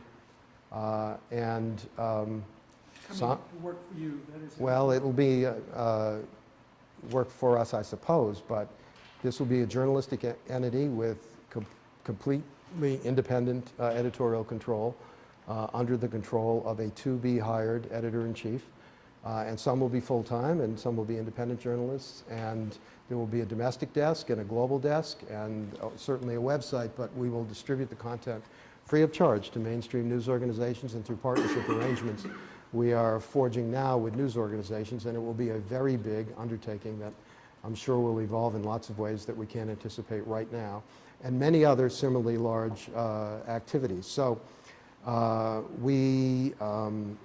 and it's just one example. We are not done, and if the goal was to develop an organization which can be a voice for healthcare issues and a source of information and a counterweight to the giant interests in health, I'm not even sure we're halfway there in terms of my goals. Second, I'm really struggling with what should our global role be, because we are at the end of the day a modestly sized organization. And can we sustain a role running programs all around the world or not? Or should our role be more information provider, the domestic role we play globally on global health issues? What should our global role be in the future? And that's what I'm really working on. A third challenge is what happens when we make a transition to new leadership? What should be up for grabs? I won't be there forever, and we're working on that. Another challenge which we always revisit is, should we remain in California? A particular challenge is, what do we do with this big complex that we own that's worth now about $300 million on Sand Hill Road, which through an accident became the trophy address for venture capitalists. I almost sold it to a private Chinese developer last week, but they were there on Tuesday and they were not there on Friday, so that didn't happen. But mostly our biggest challenge is our imagination. At Kaiser, if we can think it up, we probably can find a way to do it, which I suppose is both the best place to be and the worst place to be at the same time, which is why I really do feel that I am the luckiest person in the world, and why I do come in every day completely charged up, and at least till about 9:45 in the morning when reality sets in. In the end, I truly don't preach what we do, and you have to hear this part, to anybody else. First of all, I think it would be terrible if every foundation in healthcare tried to be a neutral kind of force. I mean, the field needs strong advocates on all sides, or there would be no democracy in the healthcare field. And I think that the country is best served by having all kinds of foundations, including those which are very conservative and very liberal and centrist and eclectic. And so really what we tried to do, to go back to where I began, is find a role and a niche that works for us, that's all. But I certainly don't preach it for other organizations. I think the important thing is just to find a strategy. I'm only critical when foundations don't make an attempt to do so. So, on behalf of my grandmother, thank you very much. Thank you, that was absolutely very good.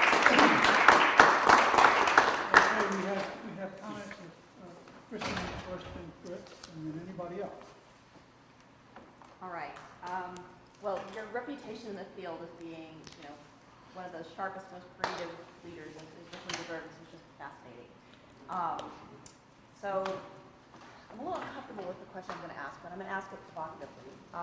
You said you're a to journalist. my then colleague Ann Bailey back in 1991 something about it. It's a quote I've always remembered about not wanting to have some report that just sits on Bob Dole's shelf.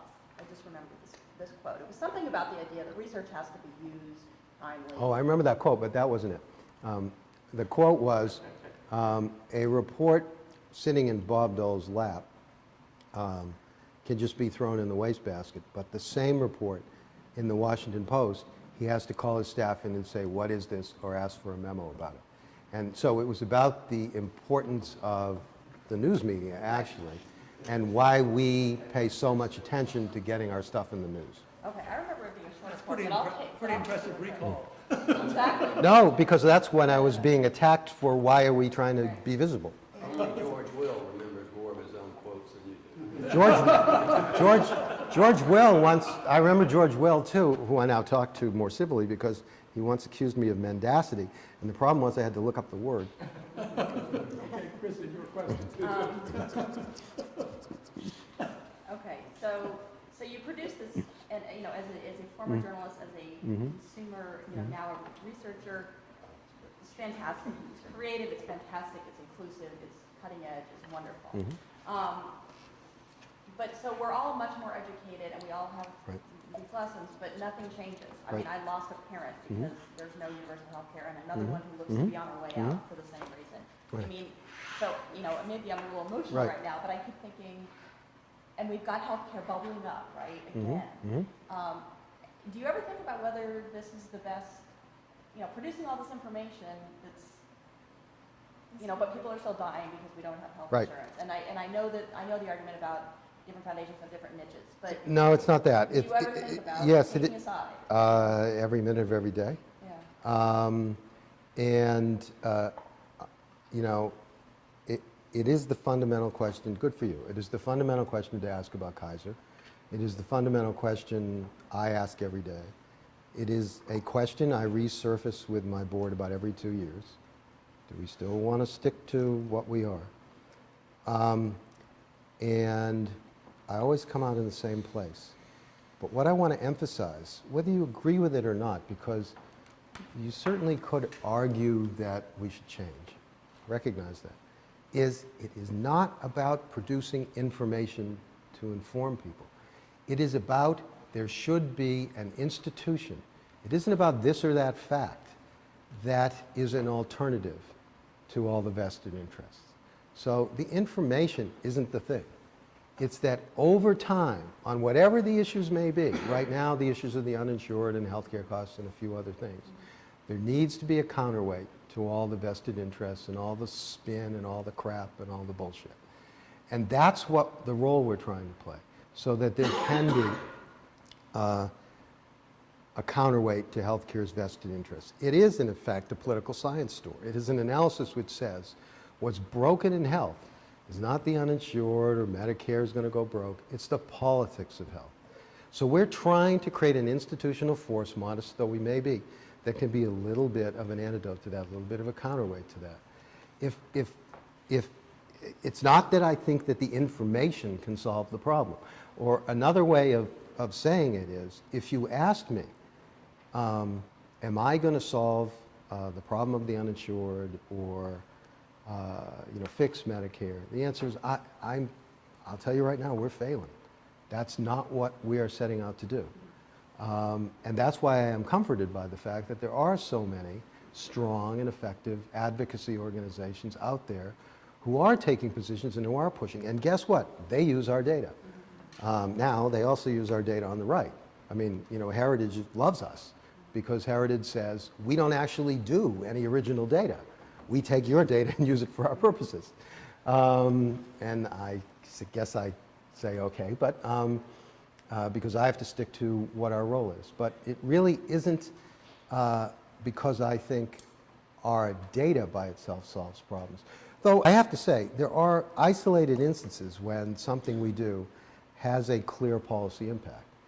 So, for example, there was a point in the mid-90s when there was a major proposal to eliminate the entitlement to health coverage for many low-income people under Medicaid and block grant the Medicaid program. And many people were ideologically with that idea.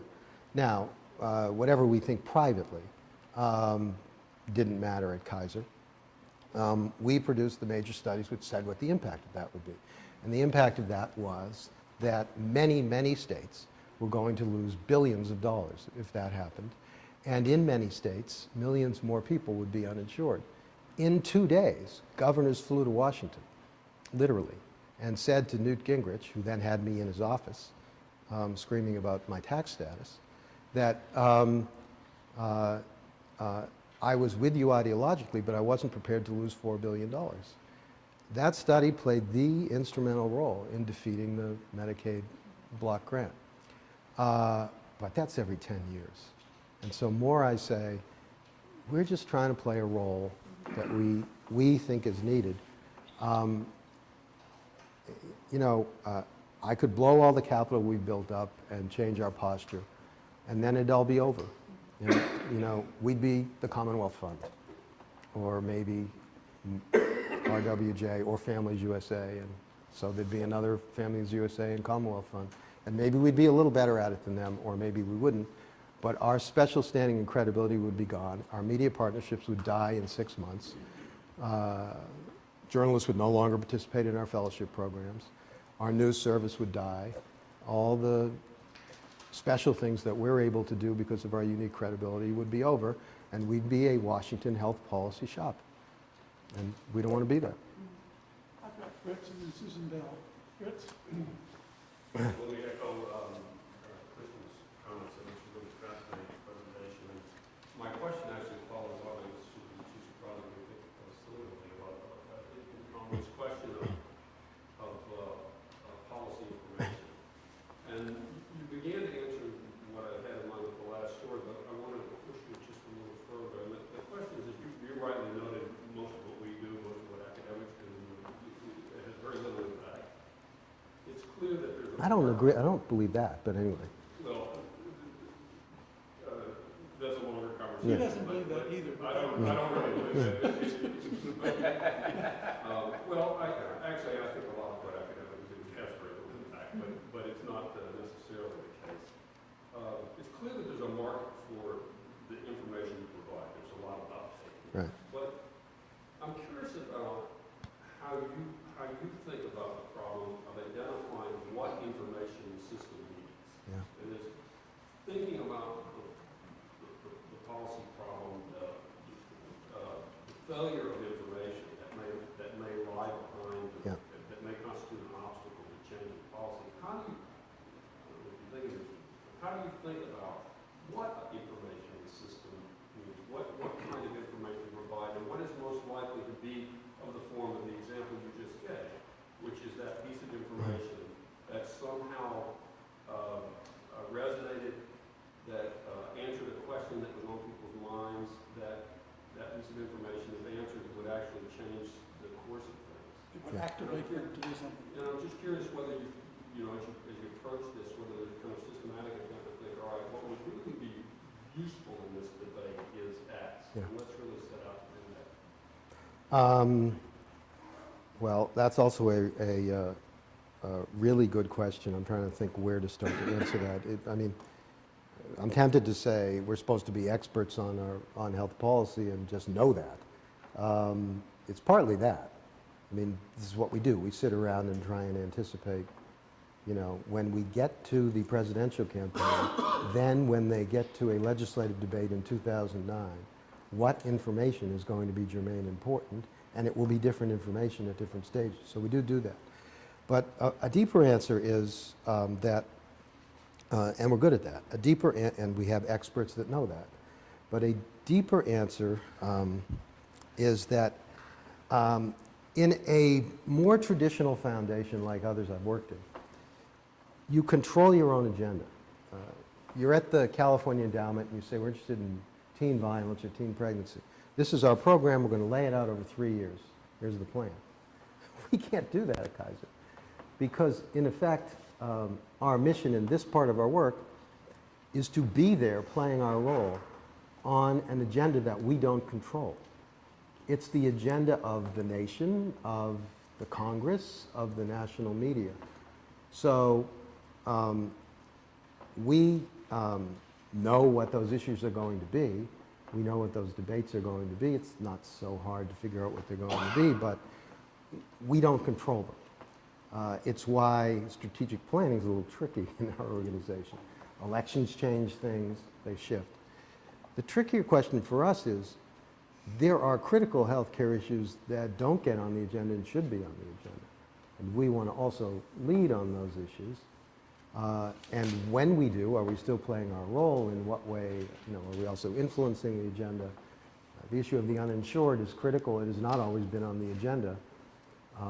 So that's the trickier one for us, is when we, Katrina, for example, where we continue to produce everything we can think of to produce on what's happening in New Orleans, to try and do our little bit to keep that in the spotlight.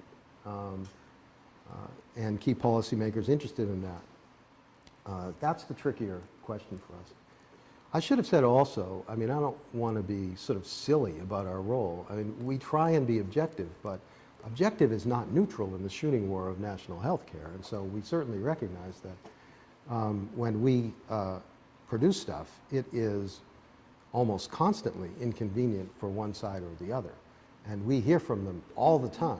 Now, you might think that we get more flack from the right than the left, but we actually get a little more flack from the left than the right. And I think that's because they expect us to be there with them. And when our stuff isn't, for example, when we are producing all kinds of studies that say, even though we personally hate everything they did in the prescription drug law, it's actually working pretty well. And here are the study after study. I didn't show you that Grassley puts out a quote right in the middle of when he's attacking foundations, thanking us for our balanced work. Well, I was hearing from all the left-wing organizations every week about how could I do this? So I should have said this. Objective is not neutral in the real world that we operate in. And we get flack every day. And if one wants to operate in our world, one needs to have kind of a public sector thick skin. Susan,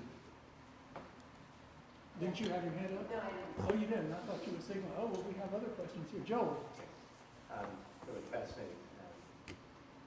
I want to push you more on this question of the razor's edge of objectivity. Yeah. Or neutrality, I guess, is the razor's edge. And how you work organizationally internally to make sure that the way you present things and the things you look at will be, in some sense, balanced. Now, sort of, how do you do that? Great question. It's very hard. It's an everyday activity, and it always ends with me. The honest answer is we're mostly a bunch of liberal Democrats who have to manage, that's what healthcare is, who have to manage our personal politics to do our job as an organization. And I spend, I don't know what percentage of my time trying to manage that challenge. This is pathetic. After 17 years, I still edit every single document. We produce about 800 things a year that leaves the foundation. We screw up, and everything turns on every word. The nuances are extreme in our field. Everyone watches what we do, especially in the world of blogs and think tanks. The second we put something out, the blogs are alive with, Kaiser said this or they said that. And it's incredibly challenging and tricky. It's one reason why I have had to develop a completely different model of how we do communications at the foundation, in that we have made communications everyone's job instead of the job of a separate public relations or communications staff who can't handle the nuances of the work we do and keep us adhering to the line we want to walk. And so my senior communications people, for example, the editor-in-chief of Kaiser Network, is a former health policy expert of unbelievable standing, one of the leading experts in the country, who just also has an interest in communications. who is the person up at 4:30 in the morning editing the daily news synthesis reports, because it requires that level of understanding of nuance for us not to screw up and upset somebody, either on the right or the left. And so we've actually staffed, Upset them equally on the right or left. yeah, or whatever. So we've actually staffed in a completely different way in order to try and play our role. And it's very hard to find policy experts who can do communications, or communications people who know the substance of policy. But the one alone does not work for us.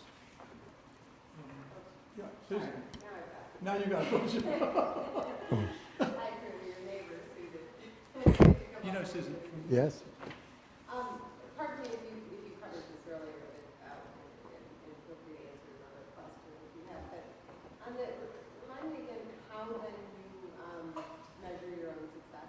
What are your measures? It's mostly, I mean, in the short version is by what you see in this last page, in this, I don't know if you got the handout here. It's external validation. You know, since we actually are not trying to achieve any particular policy objective, it is, are we playing the role that we're trying to play in our field and in the healthcare system? And so we look at how we are viewed, received, referred to, as well as how often and those kinds of things by our audiences, policymakers, the national media, and so forth. That is the principal way. And we have to make a judgment call about whether we're doing what we're doing. There's no, to use the current word, metric that is really meaningful to us beyond that. And most of the other stuff that we do that's not the policy work, frankly, is geared towards more strategic objectives than widget counting. So, for example, if we have a giant media campaign in Russia, you know, we're not really focused on how many times did the show run, or did the ad run? I mean, we do, those things are measured, but the purpose of that campaign was to break the silence on HIV in Russia and make it okay for advocates and politicians who wanted to talk about HIV to talk about HIV. And we timed it so that it was happening just before Putin hosted the G8. And the strategy was that he would then have something that he could embrace to say, look, something good is happening here, and more money would be put in HIV, and all those things happened. And so we're usually shooting at some broader strategic objective as opposed to the sort of measurable widgets. And we look at those things as well. In the Caribbean, we're aimed at stigma. In Africa, we have a different set of objectives. But they're usually broad and strategic, more than you can count it up and quantify it. I was just thinking Walter Lippmann would love you. Thinking of public opinion and this notion that there would be this fine, objective group of experts who would release into the mainstream of American life the kind of thinking that would be required of the public and the advocates and the partisans who might produce themselves. I was also thinking how the old chairman, Robert Wood Johnson, must be saying somewhere, that's my boy. I don't know what. The amount of control that you sort of exert over the product at the end of the day, which you would have thought, yes, sir, that's the way to run a foundation. I don't know what Gus would have said. But I was really struck by a notion which I always found to be either absurd or fallacious or both when expressed by journalists, and which I know on the basis of what you've just been saying is absurd in this context. If you find yourself saying, we must be doing something right because both sides find something wrong with us, and then you're out there saying, of course, what we're trying to do in Southern Africa is to get a certain kind of discussion, which a vast number of people in political life can't possibly like that you're doing, or that in Russia, or that a vast number of quite religious people have got to believe. You don't really mean that you want to be sure that you're going to have folks over on that side saying, oh man, he's as bad about the other guys as he is about me. I mean, you are doing a vast amount of information as advocacy, or advocacy as information in the minds of any number of people. Yeah, it's a fair point. We dance on the head of a very sharp pin, but the way in which we dance has turned out to single us out in our little field in a way that works for us. I mean, I acknowledge that. And by the way, the news service, Leo, go to it. I mean, and there you do have predecessors. I mean, Pew and the State Service and the religious news service. Right. These are imperative with the withdrawal of the news media for producing honest-to-God information. Well, somebody's got to do something. So you want to chair the board or just be on it? The chair of the board is the flag. We can talk about that. Ed, I was, let me pick up on what Holly was talking about in a different way. Much of your remarks have to do with No, I'm good. claiming the space of being an information boutique. You found the role and you keep playing. And well. And also at the same time saying that we're not advocates. There are other folks in the game who do that kind of work. My question is sort of, is there a middle ground? Or is there some place to go? Maybe even Kristen was getting this question. That takes you further down the road by doing something with the data that you know is urgent or important, without having to be seen as Families USA or something on that order. One possible way, and I'm sure you think of many of them, is the conversation over, well, how do foundations better collaborate using particular kinds of data, stuff that you guys might put together yourself. I'm asking you to dance a little bit more on the head of that pin and say, how much more can you do and still not be an advocate for people know? I don't know. I mean, one thing that I think we can,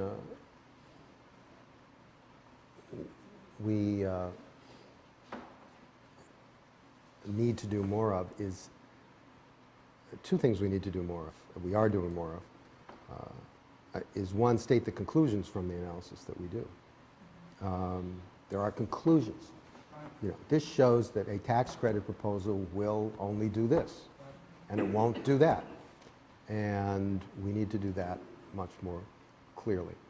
And the other thing that we need to do a much better job of, and this is a big crusade of mine now, the foundation, is tell the story and what it means. Don't just spit out the facts. You know, so health reform collapsed in California. And it isn't enough to just, you know, describe the component parts of the California plan, and this much was federal and this much was state, and this is what happened with what they were going to do with SCHIP. But what the hell does it mean? And what are the implications of it for national reform and potentially for a debate in 2009? And we are not good at that. And so part of a big crusade I've launched at the foundation now that we've reached a certain stage is to, in as balanced and fair-minded a way as possible, understanding that there's subjectivity that goes into this, is to tell the story and what it means in a broader way. I mean, that is a way that I feel we should capitalize on the credibility that we have built. It just isn't enough to produce, this is what's happening with their benefits, even if everyone in the world cites it, or this is the new number on healthcare costs, or these are the facts on the Medicaid program. We've got to tell the story and what it means in a deeper and richer way. And that's what I'm currently focused on. And, you know, it turns out that policy analysts can't do that. So it has actual internal implications, get to your question, about how we do that, who does that. But we really need to take that next step. Sounds like what investigative reporters do. Yeah, you know, I used to call, when I was a political scientist, people used to, in my department at MIT, used to be dismissive of some things I did by calling it advanced journalism. I don't know if it was advanced. I just want to support that perspective among several, that you're not, obviously, you can't get people's attention or get it for very long with factlets and the data, but somehow the translation of the data, whether by an advocacy route or not, Yeah, has more drive. I mean, we do this exceptionally well through events that we constantly hold, about 250 a year in our conference center, but we don't do it well through our products. Tell the story. and what it means. We're about out of time. If anybody else has any questions, Paul, you want to ask One a quick question about expanding the mission. I'm really not a health guy, I'm a tax guy. And in 2003, your tax survey was extraordinary and had an extraordinary impact on those of us who look at these things. Fleshing out and telling the story wasn't done by you, it was done by Joel Slimrod at the University of Michigan. The papers he wrote and issues that he raised. So just a quick point. One of the things that came out of that survey was the connection between ignorance of how the tax system works and support for certain kinds of policies. You mean the one we did with the Post? This is the one, NPR Kaiser. Okay. And it was 2003. Oh, the more recent one, yeah. Yeah. And actually, I want to talk to you a bit more about that later, but my question for you is when you think about your organization as a foundation, is it a problem to look at something like that going forward, which is likely to be as big a deal as healthcare 5 to 10 years from now, as healthcare is right now, to expanding and trying to become known for work in this other area, where ignorance, where it's not the, as you said before, it's the politics that's broken, not the code itself. Right. It's not a problem, and we need to do it. And also, the health debate is going to be partly a tax policy debate anyway. But where I can, I've tried to broaden us beyond health. And the one area in particular where we have a complete hunting license to go beyond health is in our joint ventures with the news organizations. So you'll see that increasingly. Thank you for urging us to do that in the stuff we do with the Post and NPR. Well, thank you very much, Drew. That Thank was you all. fascinating.